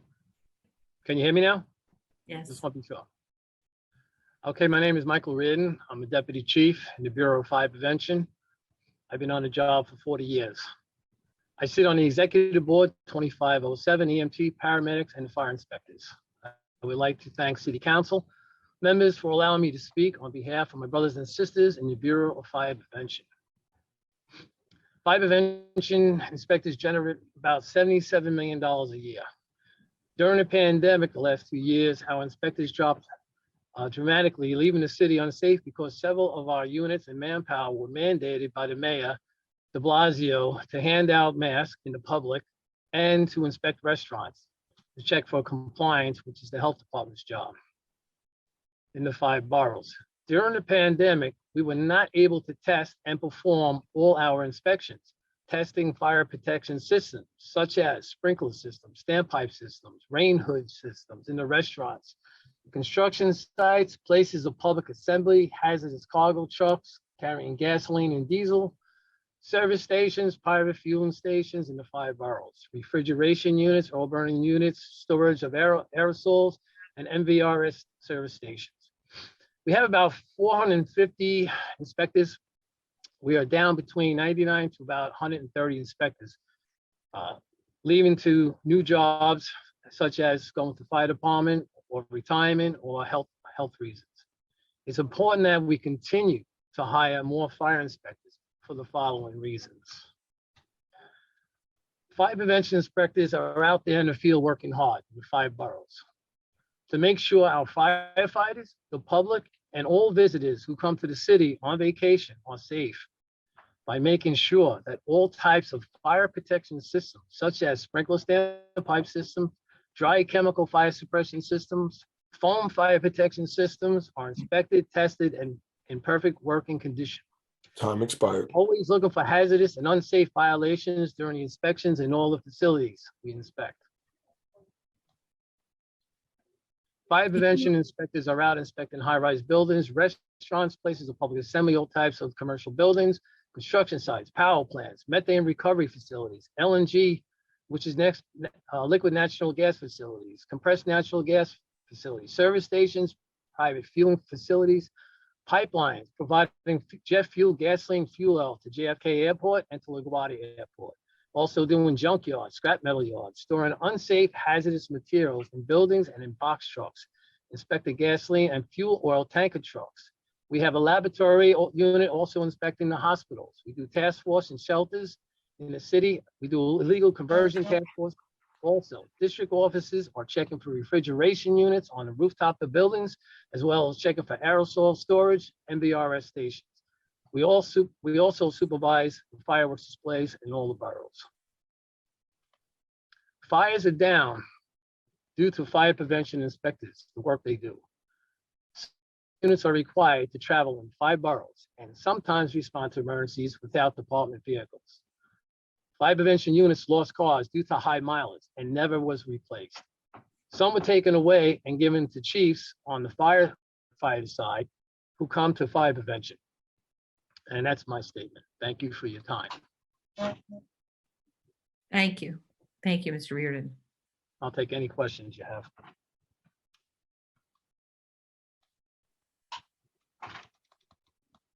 I don't have a question, but I just want to further the statement that said, we really do hear you loud and clear, and we know that we have a lot of work to do on your behalf. And you really do have partners in us. And that's why, you'll see we remained. We want to hear what you have to say because you know it from the streets and you don't know it from, the inside of what we're hearing. So when we get your perspective, it makes such a big difference in how we act when we go into the city council or we meet with deputy mayors or we meet with the mayor himself. And there are so many things that need to be changed from the previous administration to now. And I think that we do have a mayor that is listening. So we're in a very good position, but I don't know if any of my other colleagues have any other questions or statements to make. Yes, Chair, may I? Yes, of course. Okay. Thank you, Chief, for that testimony. Just a question on the numbers. You said there's 450 fire inspectors? Correct. Okay, during the COVID, how many were reassigned to check on restaurants and other businesses? About 90. So about 90 of them. Units. A sprinkler standpipe unit, which tests all the sprinkler systems and standpipe systems in the buildings. And our range hood unit, which does all the restaurants. Cargo and tank, all the ones they need. It would downsize to the point that some units were unable to do all the inspections they needed to do. So there. The whole pandemic, fire prevention never stopped working. Okay, Manpower. All right, well, can you come up with a number of how many inspections were actually done during the COVID because of the reassignment? Were we down by half or 3/4? Because that's a very important number because of the horrific fires. We have to learn a lesson, that during a crisis, that we don't reassign inspectors that save lives in other areas. So we may have 90 inspectors go around and, find businesses for masks or whatever else they did, but they were taken away from other areas that actually cost lives by not inspecting the buildings. So do you have a number on this, of the 90 inspectors that were taken away? How many inspections were actually done or I would have to go to each unit and see if they have numbers on that between, so I can see if I can get those numbers for you. Great, thank you. Thanks, Chair. I'll get them on all the units that I had mentioned. Thank you. Let's just take into consideration that it is unconscionable that fire inspectors that have such an important job that really prevents the loss of life would be utilized to hand out masks. That is just unconscionable. So I thank you for your testimony, and we look forward to making sure that these wrongs are righted on your behalf. I thank you for listening to me today. I appreciate it. Thank you for enlightening us. Thank you. If there's any member of the public that has not yet had an opportunity to testify, please use the raise hand function in Zoom now, and I'll call on you to speak. Seeing no hands raised in Zoom, that completes the public portion, Chair. Thank you. I just want to thank everyone for coming on. I want to thank all of you that testified, Oren and Michael Reardon, for your compelling testimony that was really eye-opening and enlightening. My colleagues in government, thank you for waiting it out to the very end to make sure that you heard everything that needed to be done. I want to thank our committee once again for their hard work, our financial analyst, Jack Kern, our unit head, Isha Wright, our committee counsel, Josh Kingsley, our political analyst, Will Hongash, and my chief of staff, Phyllis Cirillo, who really keeps me on course. So I look forward to the next hearing. I hope that we can have answers for you prior to the next hearing. We will work hard to make sure we can address many, if not all, of the issues that you have brought to light, because they are issues that need to be addressed. Because as I said, if you're not able to do your job because you're reassigned, or you don't have the ability because you're sick and you don't, or someone is having PTSD and not being taken care of, or you're being excluded from vaccinations, all of that reflects on us and the way we represent you. And so that we just cannot have. What was in the last administration, we all know, was nothing short of an abomination. And we're hoping that in this administration, and I am very encouraged that we will see all of those policies reversed and that EMS will start to get the recognition that they deserve. I come from a background from a hospital network, and I saw how very hard our EMS workers were working through the COVID while we were all locked behind doors. You guys were out there not knowing at the time what the risks were. And for that, I applaud you and I thank you. And I know that lives were lost from your divisions because of that. So if there's nothing else, I will bang the gavel 3 times and call an end to the hearing. Thank you so much.